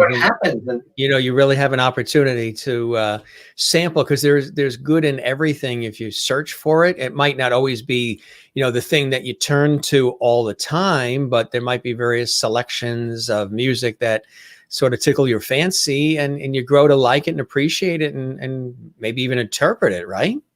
Yeah. Right. One of the more recent performers that we both love is Lizzo. She's very popular. Yeah. Very bright. Her lyrics are funny. She is confident and sings a lot about female empowerment, but she also has a sense of humor about herself. We discovered a song of hers called "Phone." Where the hell am my phone? Way before the current stuff. It was several years ago, but it's one of the funniest hip hop numbers I've ever seen in my life. Yeah, it's walking home and it's damn near 4. What the hell are these Louboutins for? It's hilarious. That's not a song I'm ever going to do. Have you ever let her know that you enjoy and appreciate her music? I would love to meet her, but oh yeah, and I when people ask me who's Lizzo, what I said, it's Prince with laughs. She actually worked with Prince. She's from Minneapolis, and right. I mean she's no slouch as a musician. She's excellent, and it's like you listen to her and you go, yeah, that's it. It's fun. Gets it. Yeah, gets it. And she has a ball doing what she does too, and that's what sells it for me. I don't enjoy performers who perform with their eyes closed or who only grimace or who are blank. And seriousness obviously has its place. Yeah. I love serious songs as well, but I want to know that you're feeling something, Right. and that you want me to feel something when I'm watching you, you know, and Heart and those are soul the, are in it. right. Those are the musicians I respond to. It doesn't matter what genre it is. And I think the big game changer for all of us has been YouTube. Yeah. Because, You can go down these rabbit holes, you know, There's discover all things. these things that you're right. Yeah. Vintage When I was- material of every genre and topic and theme everywhere. Yeah. I like to when do I that was too. in the Middle Eastern band, the drummer kept talking about a singer from Algeria named Enrico Macias. And Enrico Macias, I can't go to Tower Records and find Enrico Macias. No. But now, when YouTube came along, I said, you know what? I'm going to think I'll see if I can find some Search Enrico for that. Macias. Well, he's like the Tom Jones of Algeria, and he's fantastic. And when he came to New York to perform, we got like box seats at Town Hall, and We got to go backstage and meet him. Yeah, it was great. He's a huge star in France as well, because they threw the Jews out of Algeria, and he ended up in Paris. And he And if the started- National Front wins in France, he's going to move out of there too. oh Crazy. boy, But you know, Yeah. through Yeah. watching his videos, I discovered a singer-songwriter named Idir, Idir, and that guy absolutely blew me away. and he wrote and sang in a language that nobody understands called Amazi. Tamazi. Yeah. That's the Barbary Coast. These are the Berber people. They're Mhm. North Africans, but they're not Arabs. Yeah, and so there was this whole, and it's the music. It's The fascinating. music sounds incredibly Irish. Because the story goes that these people were shipwrecked Gaelic Celtic sailors, and they ended up stranded there, and they started this civilization there. They're red-haired, blonde-haired, blue eyes. Their music includes penny whistles and violins, banjos. Yeah. I mean, Yeah. it's bananas, and it's an anthropological delight for me, and he's completely in love with their music and, their language. The music is what I guess the bottom line to all of this is that there is so much music out there that we haven't ever even scratched the surface of because of the commercial realities of radio and television and all that. But that structure's gone now, and it's wide open. The whole world is open to us out there. That's one of the good things about the internet. You're exactly right. The cat pictures. That cat pictures and funny reaction gifs. Yeah. Those all. Can you both show us some funny reactions facially if we come in close? That's his normal one. Is that how you guys wake up in the morning? I'm the only one that wakes up in the morning. I wake up in the afternoon. I wake up in the actual morning. Yeah.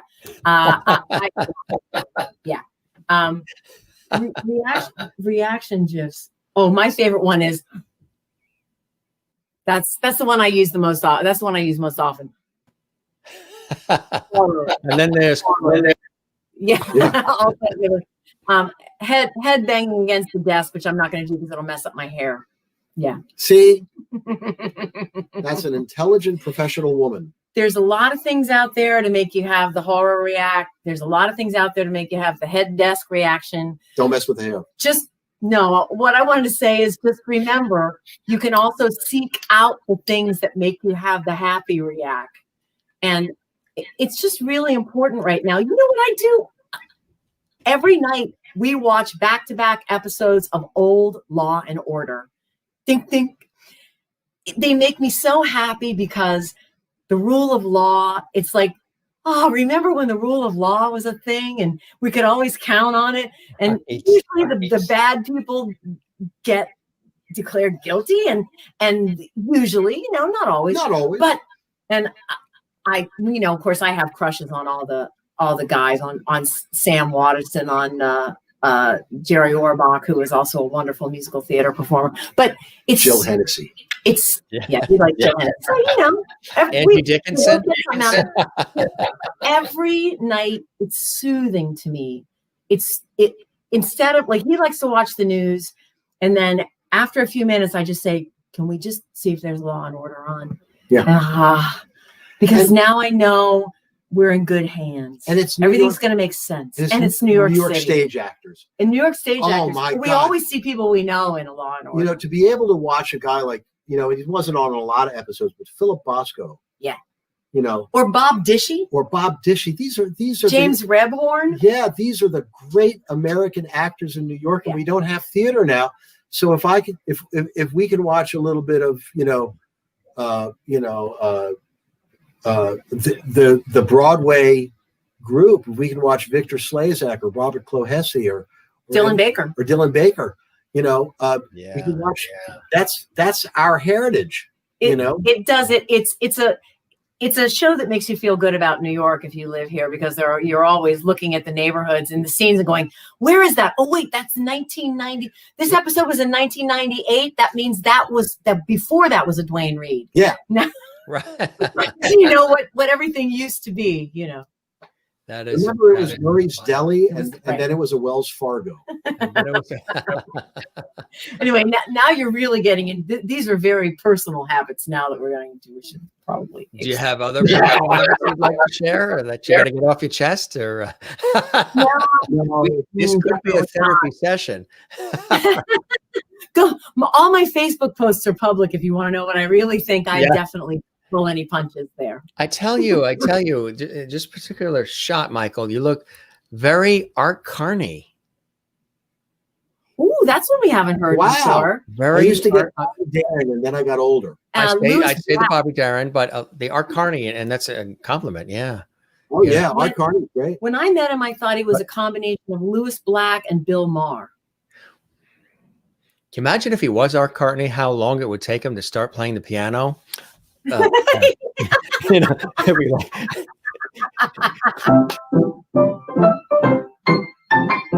mind. That was good. Ed Norton. Bang, zoom. I'm not doing Jackie Gleason, so you're on your own. Jackie Gleason. That's Audrey Meadows. Yeah, they see the Art Carney. They see the Art Carney a little bit. Yeah. Yeah. Right. Exactly. Well, I just paid up my SAG-AFTRA card, so maybe there'll be some acting. The Art Carney story. How many years have you had the card now? Oh gosh, I dropped it for a while and then I came back to it. I've had it since 2006, I think. But before that, no, the 80s. Yeah, 80s and 90s. And stuff. How about you, Marty? Do you have one too? I had an equity card for many, many, many, many years, and the way the union contracts have gone in the last 10 years, it became almost impossible to work within the union. Yeah, there's more non-union work. Right. There's more non-union work, and the non-union work actually pays better. And I am very fortunate that I have this day job where I have health insurance. So I don't have to count on Actors Equity for my health insurance. So I've actually gotten more work since I let my union card lapse. And I'm a very pro-union person in general, but in my particular instance, not having the card ended up being a better business choice for me. Yeah. Don't tell me. I don't even want that to be spread around. I'm not proud of it. That's just between the three of us. Yeah, exactly. The three of us and possibly George Burns, but I don't think he's going to say anything. I don't think George will. You're going to say anything, George? He's not going to say anything. I did let my union membership lapse. I didn't scab. You know what I'm saying? I didn't go out and sneak around, which, a lot of people have done. Yeah. Actors want to work. They want to work. There's not a lot of jobs out there, especially for a chick who isn't 25 anymore. Juanita says that Michael looks a little like Kiefer Sutherland, especially around the same mouth. Yeah. Wow. Kiefer Sutherland, as he appears in the what's that show that he's been in recently where he's like 24? the 24? no The one after leftover, that? the one where like is that Kiefer Sutherland? It is Kiefer Sutherland. Oh, I think. the everybody dies and he's president. Yeah. Right? Everything. Oh. He was Yeah. The surviving guy. designated Oh. survivor. Okay. I Are think we they on call that. designated survivor? So, oh, I see what you're saying. So the one where everybody dies and he's president. Yeah. I think they call that 2020. More or less. Rebuttal? No, Or how about a rebut? How about a rebuttal? right? 2020 isn't over yet. It so ain't- yeah, I'm it not ain't going. over. I'm not going to. insult There's still a 2020. few weeks left. It could Designated still- survivor. Yeah, Designated. designated survivor. I think Michael does look like Kiefer Sutherland on Designated Survivor. I thought that when I saw the promos for it. So Oh. the Michael, who does Marty resemble?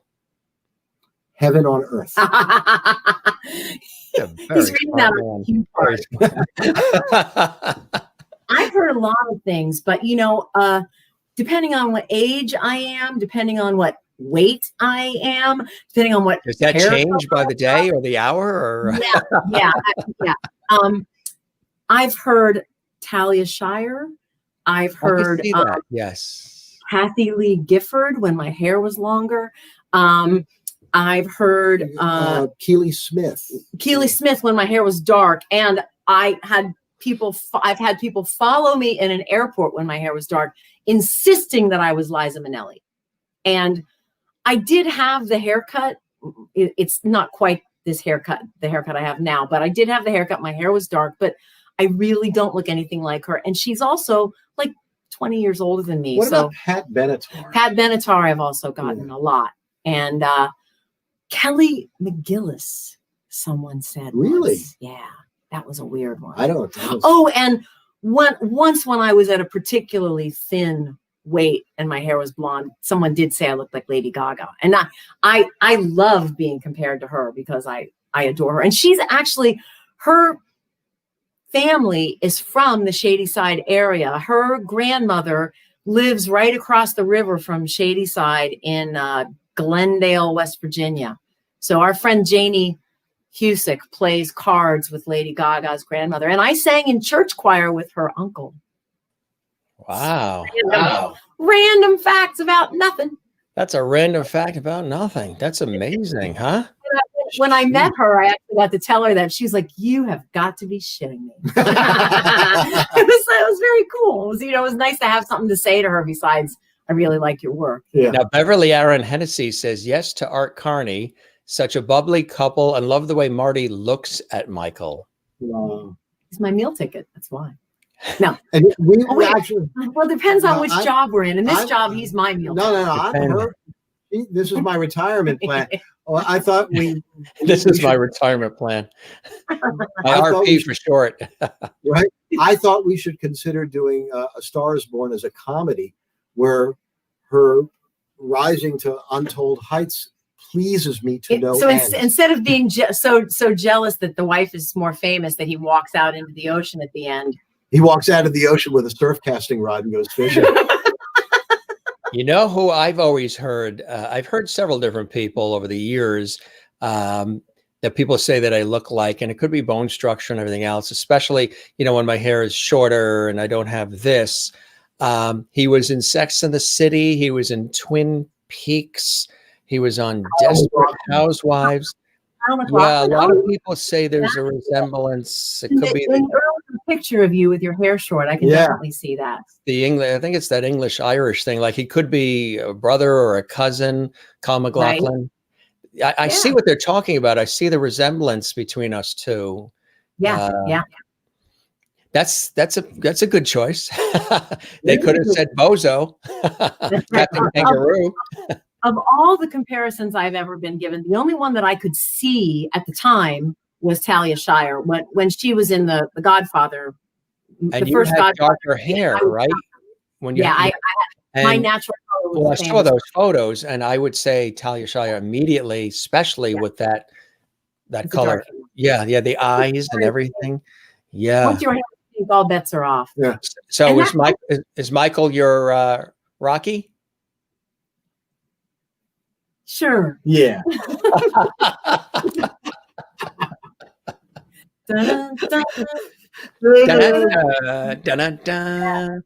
You got it right. Yes, Marsha. Kyle McLaughlin. That's right. That is the one that a lot of people say we resemble each other, especially bone Yeah. structure, facially, like we could be cousins.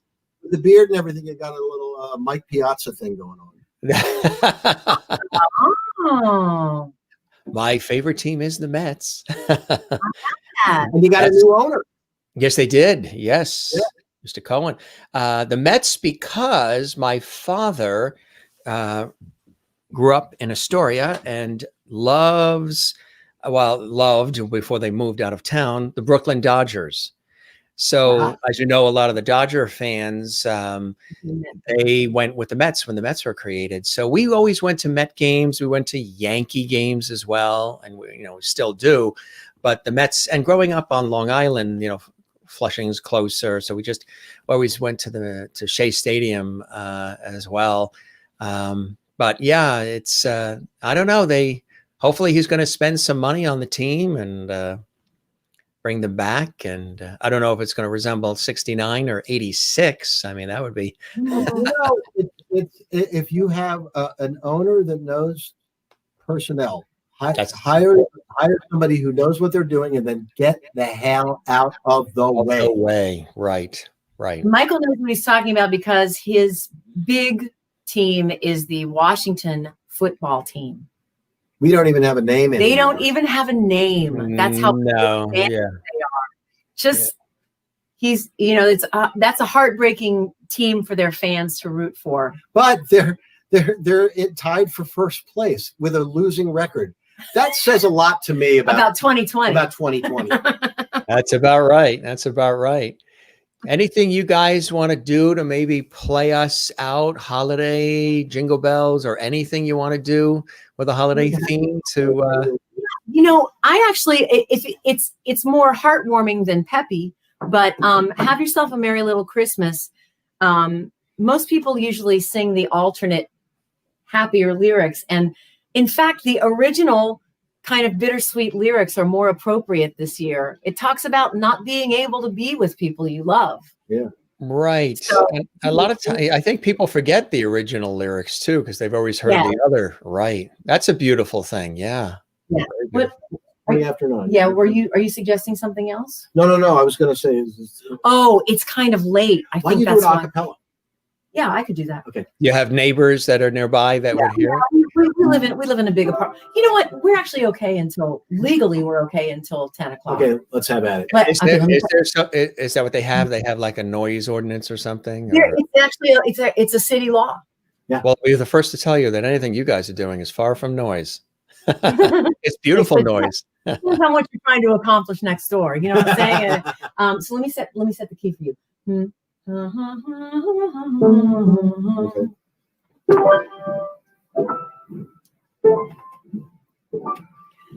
Have yourself a merry little Christmas. Let your heart be light. Next year, all our troubles will be out of sight. Have yourself a merry little Christmas. Make the Yuletide gay. Next year, all our troubles will be miles away. Once again, as in olden days, happy golden days of yore. Faithful friends who are dear to us will be near to us once more. Someday soon we all will be together if the fates allow. Until then, we'll have to muddle through somehow. So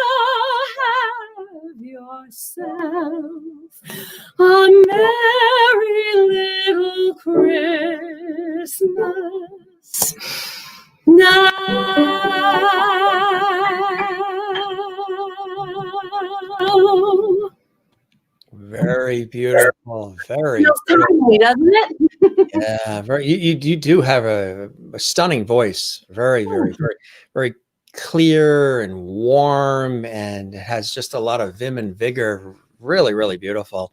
And you could do a lot of different things with it. I know you're classically trained, but you have the ability.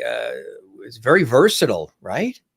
Thanks. Yeah, I have a wonderful voice teacher, and basically we apply the same vocal technique to absolutely every style. It's just about shaping your vowels differently, to put it technically. Right, exactly. Marcia's such a lovely couple. Been a real pleasure spending the evening with you. And Bernadette says, "Oh, makes me wishful for my old Christmases in New York. So lovely, Marty and Michael. Thank you." Come back and visit. That's right. Mona says, "Thank you for this Christmas song. Beautiful. Thank you for this great show. Hope you have a Merry Christmas and holiday." Kathleen Walker, lovely. Thanks, Marty and Michael. Mary Bishop, thank you, Marty and Michael. Such a fun evening. God bless you. Take care. Jill Jason says, "Thank you for this wonderful evening. XOXO. Kathleen Walker says, "Lovely. Thanks, Marty and Michael." Juanita, still with us. It's probably like 4 a.m. in South Africa where she is, but she is a true levity, a true supporter of the show, and we love her. Beautiful. Thank you both for your time and very entertaining show. Stay safe. And Wozniak, thank you for sharing your evening with us. You two are just amazing and awesome. And Maureen says, "Now it's Christmas." Right. Isn't that good? That's good stuff. You officially lit the tree the night before they do it, and I love it. You guys are really cool, and I hope that we get a chance, once we get past all of this, to get together, break bread, pour some wine, have dinner, what have you. Maybe Penny will be around as well and join us. It would be wonderful to do that, and I'm so glad that we got an opportunity to share this really beautiful evening, especially at holiday time, and wonderful inspirational conversation, levity, loveity, good times, and we really need that more than ever. And we got deep with some of our conversation, which I love doing as well. Bernadette says, "Beautiful voice, beautiful music, fun, talented, lovely couple. Thank you." Renee in Iowa, thanks for a wonderful show. Well, I certainly hope, gang, that this show met your expectations and you enjoyed your time with me as much as I certainly have with the two of you. You really are a wonderful couple. It's been a real pleasure. Thank you so much for having us. Oh, it is our pleasure. And hopefully you felt the levity coming through the screen with everybody, huh? We are total converts to levity. Levity, levity, levity. Levity, levity, levity, the 3 L's. Love it. Spread the word about the show for us. We would love that. And truly, I hope we get a chance once we get past all this to gather soon. And wishing you all the blessings and joys of the holiday season and the best of health. Yeah. The best of health, and keep smiling and keep creating. Keep us, inspired by your incredible creativity and obviously deep bond and love for one another. Yeah. Thanks, Jim. Thank you very much. All right. Good night. Have a great evening. Bye-bye now. And thanks for 2 hours and 20 minutes. Yeah. Is that amazing, huh? Yeah, we're motor mouths. Didn't it go by in a New York minute? Everybody says it never feels like, the length, which is, it goes by fast. You take care. Stretch those legs. Yeah, for sure. Cocktail time. Cocktail time. Everybody says that. Yeah, cocktail time. Take care, gang. Thanks for being with us. Happy holidays. You too. Mardi Millit and Michael. I tell you, aren't they great to have them both on the show? More comments coming in. Don't go Don't go away, everybody or anybody or whoever, because we have something to show you, which is kind of cool. Came in from one of our levity viewers. Mona says, "Thank you, Jim and Marty and Michael. Was so nice learning about you guys." Now, how many times have we had empty chairs on our show where, you know, the guest has had to leave quickly or what have you. Welcome back. You stepped right in. Was there something else you wanted to say? I am the world famous Michael Garin impersonator, Murray Schwartz from Clifton, New Jersey. Oh, you know. You've seen me wandering aimlessly around Botany Village. You know, the market for Michael Garin. He's still on the show. He. The minute we went back in, we went back because we've had so many times empty chairs, and I went. I've performed in nothing but empty chairs as a Michael Garin impersonator, especially in Clifton. I used to go to Rutt's Hut and try to sell the act. It didn't work. That is funny. There's been some guests where they had to run out quick to get headphones, or they had to just leave the room for whatever reason. So there have been many times where there was one guest that had to fly out because they had to excuse themselves for a second, and they were in this big chair that was a swivel chair, and all you saw was that thing spinning. So we've had some episodes where, so we had an opportunity, we had a bonus because we saw these two beautiful wood chairs, and I said, hey gang, how many times have we seen empty chairs? And then we got a shot of the chairs, and then he's on cue. He came right in on cue. I thought we were done. I thought we were done. But Michael said, but wait, there's more. Or the impersonator. How do we do it? Volume. That's it. We need cocktails. Christine Clifton in North Carolina says, thanks to you both for an entertaining and lovely evening. Both extremely talented, a real joy. Happy holidays to you both. I love them.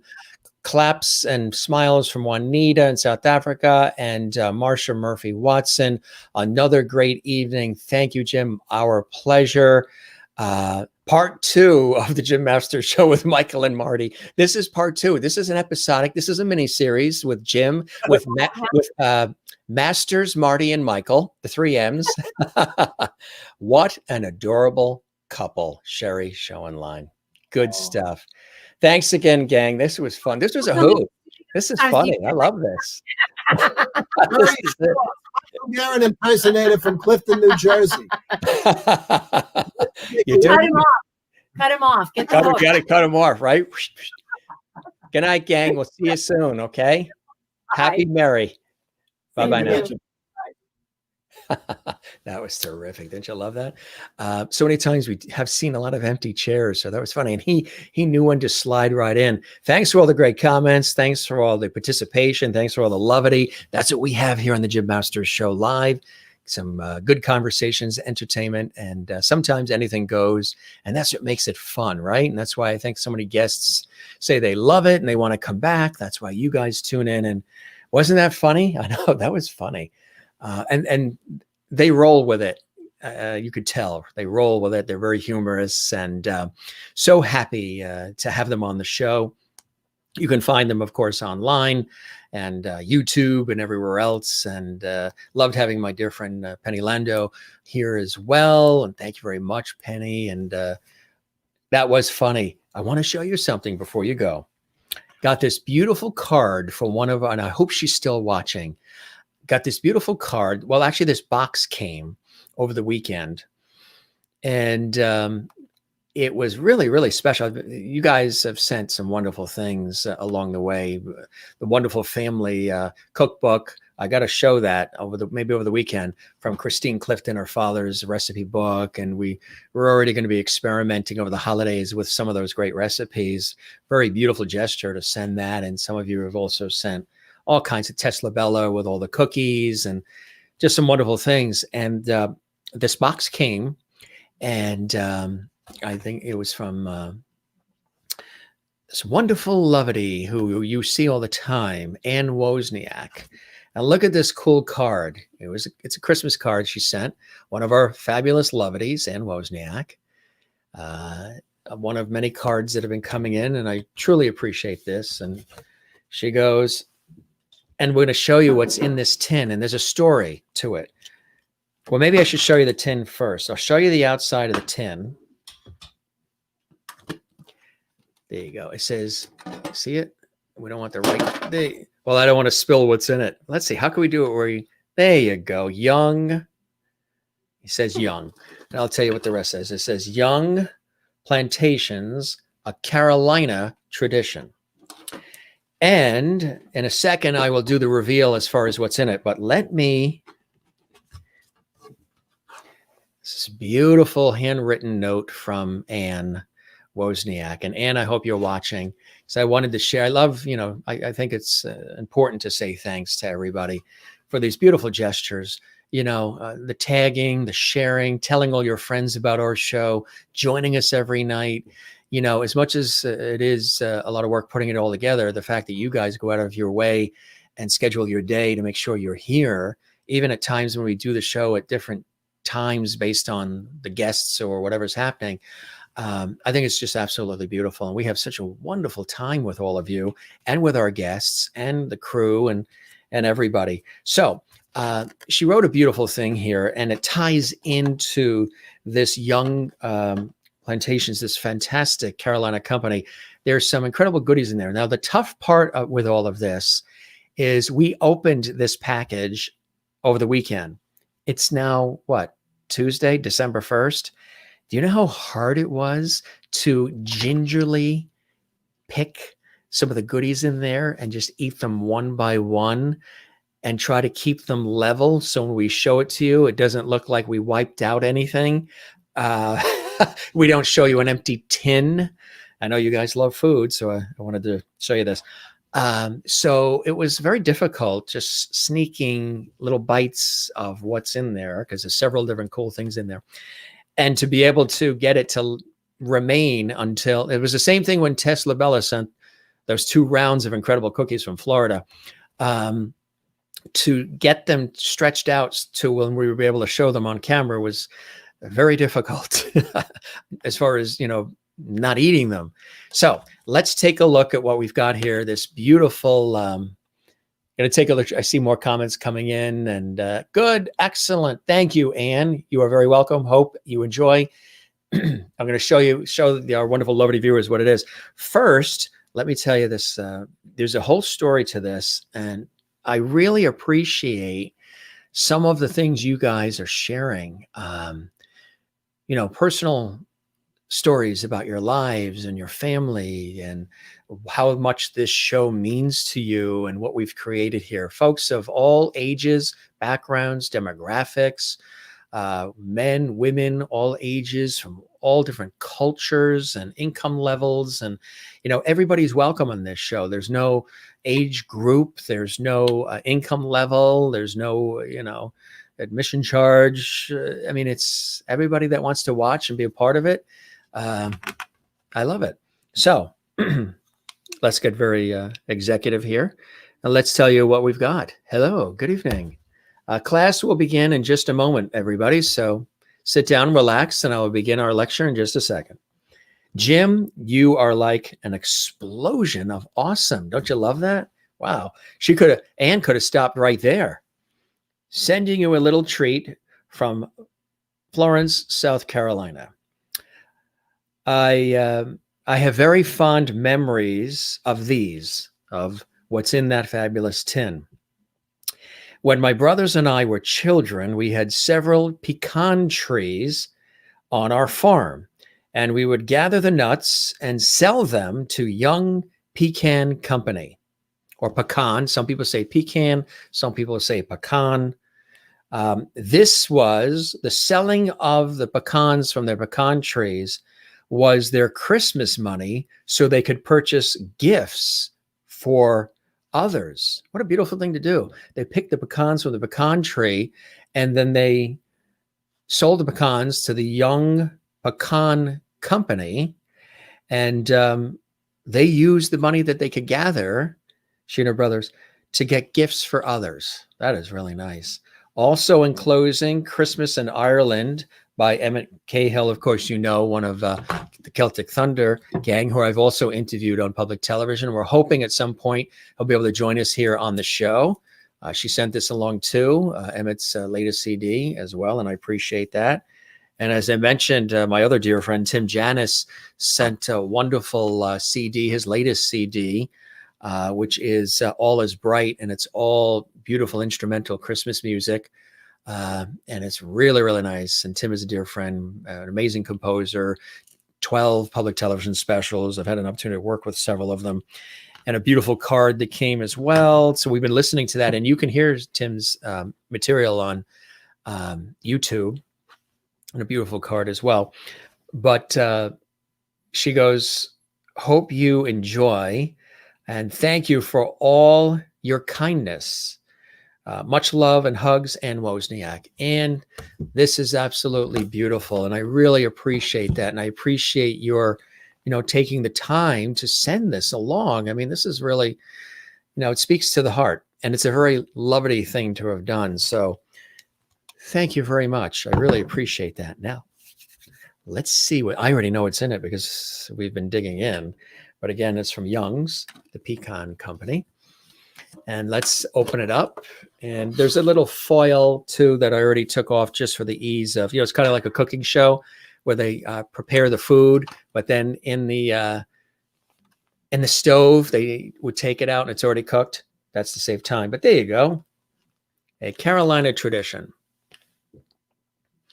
So this, of course, lays on top.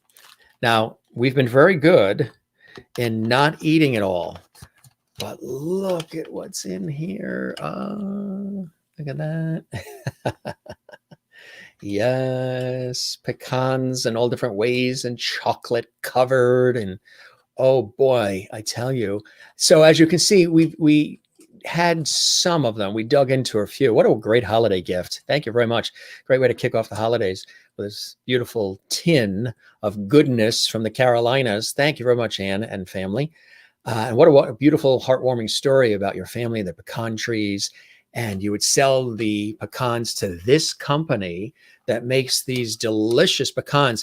Young Pecan Company, if you were watching the Jim Masters show live, let's get together and maybe we can cross-promote you guys, because this is absolutely incredible. I mean, it's just... the chocolate is so delicious. This is the dark chocolate covered. The pecans, really delicious. And look at these. These are just lightly dusted. I mean, I know I hate to tease you guys. And then these are the pecans, and they have just a light, it's almost like a cinnamon flavor or something. But there's also like a salt flavor as well on these pecans. These are the real deal in the Carolinas. Look at those, huh? Don't you want to reach in and grab one of those? They're all incredible. And this goes deep. This goes all the way to the bottom of the. So what I had to do is sort of have a couple. We were having a couple here, and then sort of spread them out, so that way they look neat and doesn't look like we touched any. How close can we come in without spilling them? There you go. Why don't you reach in and grab? What's your pleasure? There's so many incredible pecans there. Let's see if we can do a little spin. I know this is a real tease, huh? With the lovely message from one of our loyal viewers and lovities on the Jim Masters Show Live, Ann Wozniak. Thank you, Ann. Very beautiful gift. Wow. They're all good. The chocolate. It melts in your mouth. I hate to... I'll put them away just because, I'll keep eating them and I don't want to chew too loudly. But this was amazing. That with the CD, beautiful card with that handwritten message. Very, very nice, Ann. And like an explosion of awesome. And there's the dog. It's like an explosion of awesome. Isn't that cool? Very beautiful. Thank you, Ann. We appreciate it. You are a very beautiful, heart-centric person. And that's what the people are like on this show. It's really amazing. I really thank you very much and hope your holiday season is a beautiful one. Noreen says, very nice, incredibly thoughtful. No, that's a levity. I agree. Bernadette, lovely message and gift, Ann. I second that. Renee says, yummy. I agree, Renee. Juanita says, oh, what a beautiful message, and yummy, yummy, yummy. Mary says, looks so good. Yeah, you know, the pecans down south are delicious. They're delicious, especially there in the Carolinas. Yum. Very nice. Thank you very much, Anne. Really, that was a very beautiful, touching gift. And a delicious one too. And I thank you for, you were telling me that you were shipping me something. And few more of you have said things are being sent, and I really appreciate that. And it's a beautiful gesture, and one that I don't take lightly. And I thank you for it. Thanks, Jim. They were so much fun. Another amazing show. I agree. Marilyn says, that was funny. Thank you, Jim, for bringing us such good entertainment. Good night. You too, Marilyn. What an adorable couple. All good stuff. So, gang, I just wanted to show you that. I wanted to make sure that we didn't go too long without... look who's in the picture with Ann. Yes, I know. Mm-hmm. Who's in the picture with you? Is that your husband, Marcia? You and your husband? That's a very nice picture of the two of you. Wish I had some. Great gift and message. Scrumptious. Thank you, Mona. Thank you, Mona. I appreciate that. Bernadette, this was an uplifting show tonight. Thank you. That's what we try to do. We have a lot of fun. And we don't script these shows. There's a certain format to the show, you know, but we don't script it too tightly. I like it to be a little loose. You know what I mean? Some of my other professional work is, scripted and or ad lib or whatever. But still, this is a lot of fun to do it with you guys. You and your husband. That's a beautiful, beautiful photo. Yes, and Ann's. Is that? I think it's Ryan and Kelly, right? Great time. Thanks, Jim. Have a great night. Good night, all. You too. And we're starting to decorate the set here a little bit. That Santa Claus again comes. It's a family heirloom. I'll grab it one of these days and bring it up close. My mother is a big collector of Santa Clauses, and she has over 150 of them, all shapes, sizes. I mean, they really, my folks really decorate the house still to the nines. Christmas is still very, very big, which is a beautiful thing. I still have your gift. Will be sent. Been out of town. Promise I will send soon as can. Been spending time with my new grandbaby. Hey, your new grandbaby. Congratulations. What is your grandbaby's name? Congratulations. That's a beautiful gift, huh? Absolutely. A beautiful, beautiful gift. Oh, that's Emmett Cahill. That's in, oh yeah, I'll have to look closer. That's Emmett in her, Ann Wozniak's photo. Mona, thank you. I know you mentioned that you were sending some coffees and spices and different things from New Orleans. Can't wait. I really appreciate that. And Ann says, good night, Jim. Thank you for a wonderful evening. Emmett Cahill. That's right, Emmett.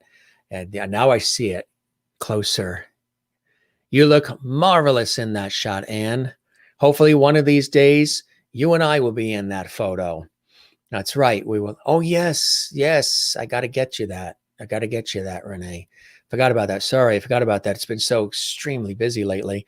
I owe so many calls and emails and everything.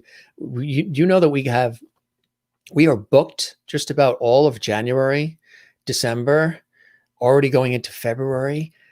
And I just got, as a result of what happened last night with the amazing show with Allison Arngrim, Nellie Olson from Little House on the Prairie, through connections, I think it's like 10, 11, 12 other guests want to come on the show from all different backgrounds, celebrities, all different backgrounds. And that's just from that grouping. Then we have all these other people. It's amazing. I'm going to have to clone myself 10 or 12 different times. And Juanita says, amazing show once again. Thanks, Jim. Good night, everyone, and stay safe. You too, Juanita. Thanks for all you're doing, and thanks for all of your passion for the show and creativity. And I'm going to coordinate with you on a couple of cool things as well. as you and I were talking about. And I like the fact that you posted that. I like that Renee posted about the food on our Facebook page to get the conversation going there. And then you also posted about how did you hear about Jim Masters TV, and how did you hear about when's the first time you heard about the Jim Masters Show live? And a lot of people have been posting their responses to Renee's post on the Jim Masters TV Facebook page and to your post as well. And I think that's beautiful. Thank you, Bernadette. All right, we'll make sure we get that out too. Yes, and absolutely, it would be. It would be. And yeah, Allison was cool. Wasn't she a hoot? I mean, we've had so many great guests, so many great guests. Some of them try to watch the shows in advance to get an idea, which makes sense. They binge watch and they love them. And some pop on for the very first time and don't know what to expect. And then they enjoy it so much, they ask if they can come back on. Oh, I want to be back. When can you have me back? Some have even offered, if a guest is not available last minute, something happens, which, can happen. We understand that they want to be like, there's like a, what do you call it? A standby list of people who, like, if anybody bails out or, something happens, they fall ill or something happens, or schedule gets conflicted, please keep me, and here's my phone number, and keep me on that standby list. I'll pop in. I mean, that's cool. That's amazing. I just find that incredible.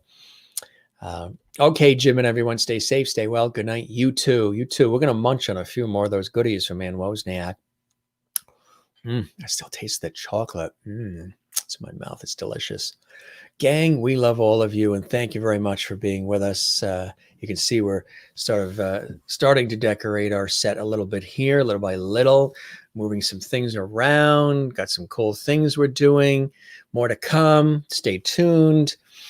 And we've got some amazing holiday shows coming up with a lot of music. I wanted to show you a couple of the guests that are going to be here. Tomorrow night, we've got an amazing guest. Two-time Grammy-winning producer Jerry Goring is going to be here on Wednesday.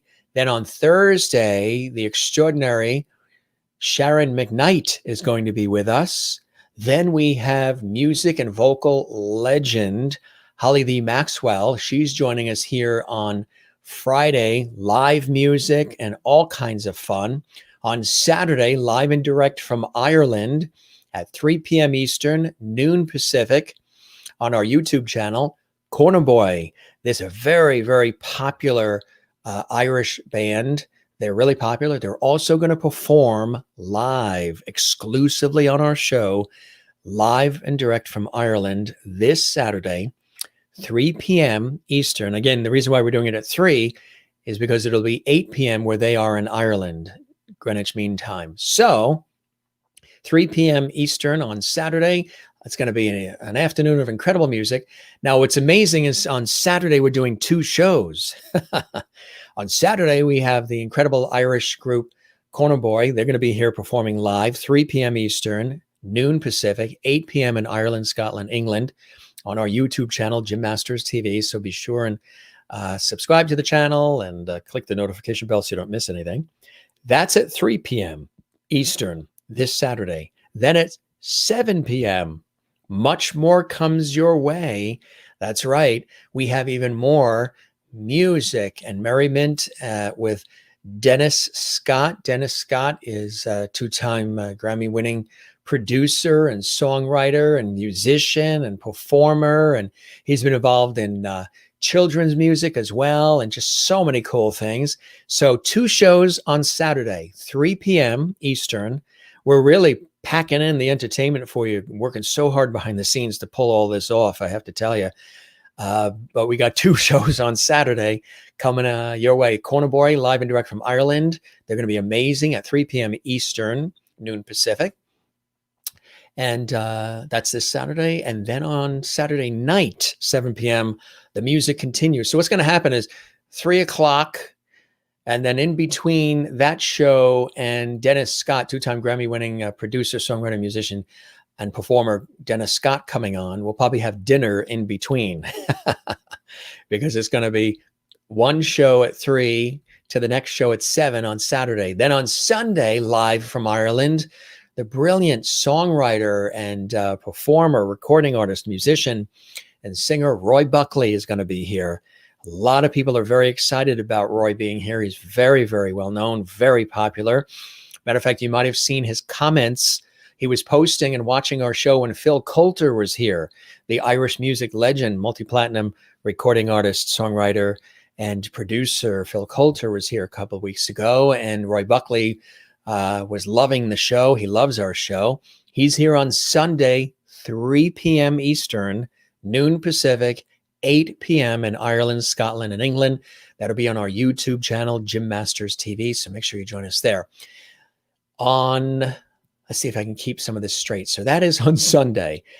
Coming up on Friday, December 11th, Emmett O'Hanlon's going to be here. Emmett, you know, of course, from Celtic Thunder.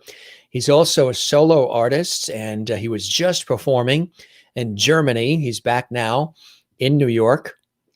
He was also with the Lyric Opera of Chicago. He's really a cool guy. He's a great friend. His mother owns a restaurant in Manhattan. We've dined there. He's performed a lot with Emmett Cahill, his buddy, as well. But you remember him, of course, from Celtic Thunder. I've interviewed him on public television in the past. He's coming on. That'll be 7 p.m. Eastern, 4 Pacific, our regular time. And that's on our YouTube channel. He's going to be here at Jim Masters TV. So check out the YouTube channel. Make sure you check that out. Emmett will be with us. And then and that's Friday the 11th. All of this is posted on our Facebook page, and it's all on our YouTube channel. Both are Jim Masters TV. So Friday the 11th is Emmett O'Hanlon. We just announced that today. We knew it a couple of weeks ago. We wanted to, when we schedule and program the shows, there's a lot of behind the scenes things we have to do all the programming and scheduling and booking and everything. So we wanted to get that secure. So Emmett O'Hanlon is with us on Friday, the 11th of December. That's coming up quick. Then on Saturday at 3 p.m., the 12th, Keith Harkin, who, of course, you know from Celtic Thunder fame originally. He has a wonderful solo career. He's here 3 p.m. Eastern, noon Pacific, 8 p.m. GMT time, of course, which is Ireland, Scotland, England. He's right now in Portugal with his wife and child, and he's going to perform, and he's going to be with us live on Saturday. That's a week from this Saturday. It's going to be December 12th, 3 p.m. Eastern, exclusively on our show.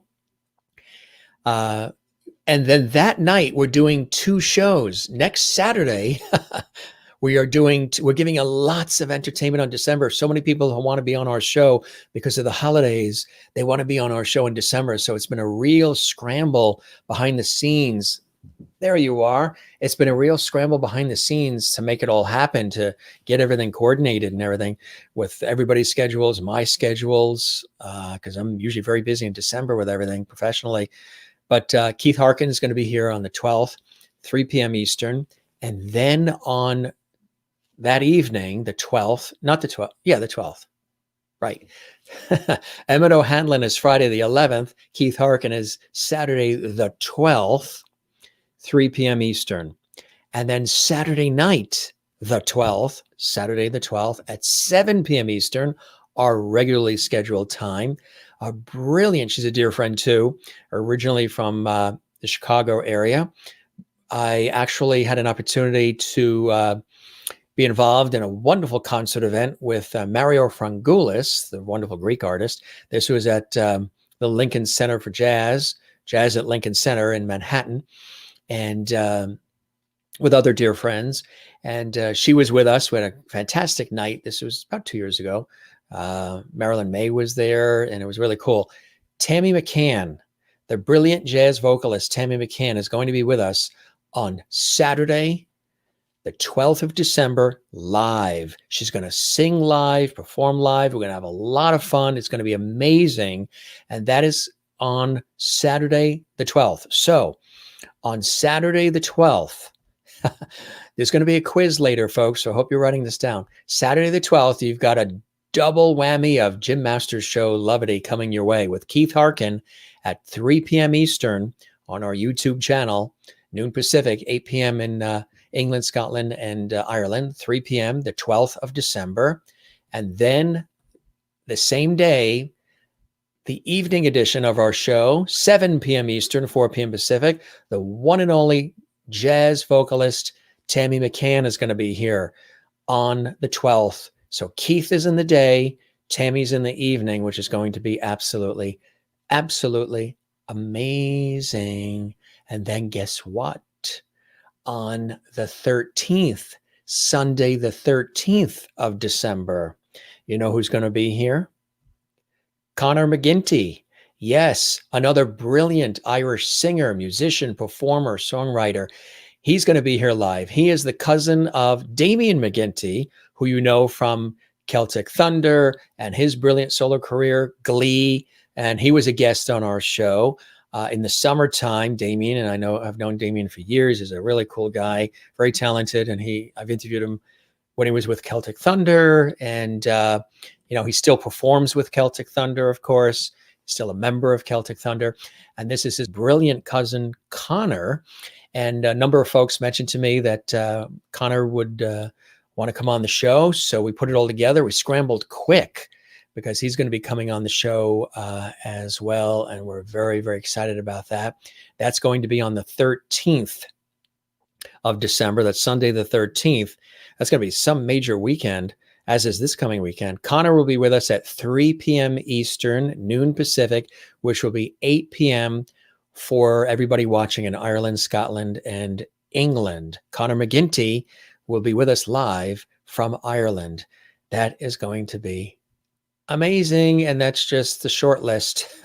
That is just the short list. We thank our very special guests, the wonderful MICHAEL GARIN and MARDIE MILLIT. They are tremendous, and it was a pleasure having them both here on the show as my special guests. Quick reminder, also in December, Darren Holden is going to be with us as well. Darren is with us on December 19th. December 19th at 3 p.m. Eastern, noon Pacific, 8 p.m. in Ireland, Scotland, and England. On our YouTube channel exclusively, Jim Masters TV. Darren Holden, who was originally with Riverdance, and of course is with the High Kings, and also his own brilliant solo career. He's with us on December 19th. Don't forget, that was a mouthful. Don't forget to smile and share the smiles with others. Don't forget to share the levity. Don't forget to find your Zen place. Mine always with loving family and friends.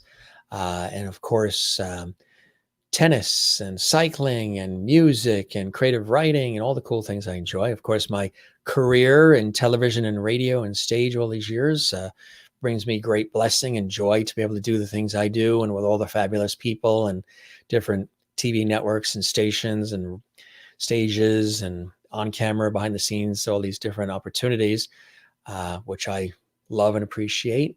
And of course, the ocean is one of my Zen places as well. So find your Zen place. Christine says, thanks for another fabulous show with Mardi and Michael, a true levity evening full of music, talent, stories, and joy. Great lineups, Jim. Thank you, Christine. Thanks for all your love and all of your support as well. I really appreciate it. And Bernadette, you got it. Damien's cousin. That is Conor McGinty. That's right. That's right. And the 12th, you'll be ringing a bell for the Salvation Army at the grocery store. So it'll be late watching the show. Then as you're ringing the bell, we will keep the porch light on for you. We have 2 shows on the 12th, afternoon and evening. And if you miss anything, you know where to find it. All on YouTube at Jim Masters TV. That's a beautiful thing you're doing. I've been to several Salvation Army events. I always give to the Salvation Army. I think they're a beautiful organization, and they're having a tough year because people aren't able to give like they normally do. I know you love the Irish lads. They'll be fun. Lots of Irish crack on the show. Beverly says, this show has been wonderful tonight. Last night, Nelly was a hoot. Thanks a lot from Memphis. Absolutely. Beverly, it's so great to have you with us watching on YouTube. Tell all your friends about our show. We're going to be back tomorrow, 7 p.m. Eastern, 4 p.m. Pacific. I'm glad that Brett's worship channel smacked the like. And I hope you did that on our YouTube channel as well. And good stuff, good stuff. Looking here. My favorite, have a bite or two for you. That's the pecans, right? Those wonderful pecans. Now, Renee's going to go eat mint chocolate chip ice cream. LOL. Have a great night, everyone. Bernadette says, Renee's comment last night of my teen scooping me mint chocolate ice cream gave you the ice cream bug. I think it did. You started something there. Brett's Worship Channel says, hi, watching on YouTube. Love it. Don't forget to subscribe. Nice to have you watching. Good night, everyone. Another great night. Take care. And Kathleen Walker says, if I make anything, I will send. LOL. Don't know if I'm making anything this year. Kathleen Walker, somehow I know you well. I just know you. Mona says, enjoyed your show tonight. Very informative, entertaining. Hope you and everyone are having a great night. Have a great night. Making me hungry. Love all of you. We love you back, Mona. Bernadette says, okay, Jim and everyone, stay safe. Stay well. Good stuff. And a couple more here and we will wrap. That would be cool. He's really a great talent. Yeah, he's a great. I haven't had a chance to meet him, but he is a great talent and he would be cool. Love to get him. Put the word out there in New Orleans. Word on the street. Come on the Jim Master Show Live. A lot of people are. And we love just chatting with you too. We started the show where it was just us originally, some 35 weeks ago or whatever it was. So you guys are the best. We wish you a beautiful evening or day or afternoon, whatever time it is, watching around the world live or watching this in the archives at Jim Masters TV. Good night and levity hugs, Jim and all, and you as well, Christine, and to everybody. 2 hours, 57 minutes, and 8 seconds. Are we going to get this one in under 3 hours? Yes. If I wrap up quickly, we will do it. So we're going to say goodnight. This is going to be a worldwide achievement here. We're going to get it in under 3 minutes. 3 hours, 3 minutes. The hello is 3 minutes. Oh, I forgot to say real quick. Bobby Horowitz, the legendary performer, Bobby Horowitz, is here on December 9th. December 9th, live at 7 p.m. Eastern, 4 p.m. Pacific. Yes, I got to mention that. Bobby Horowitz, she is a brilliant performer. She's all excited. She's a MAC Award winner. She's a dear friend. She's going to be here on the 9th. We're going to have a lot of fun. She's really excited. And yes, everybody says Kyle MacLachlan and I could be related. You remember him on Desperate Housewives, Sex and the City, and Twin Peaks, and so much more. I see what they're talking about. There is that resemblance there.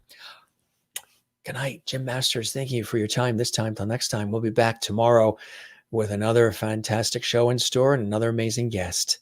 We're going to have some of these wonderful Young's pecans. We thank you all for watching. We love you all. You take care. You be well. Have a great day today and tomorrow. And we'll see you tomorrow on the Jim Masters Show Live. Have a good night.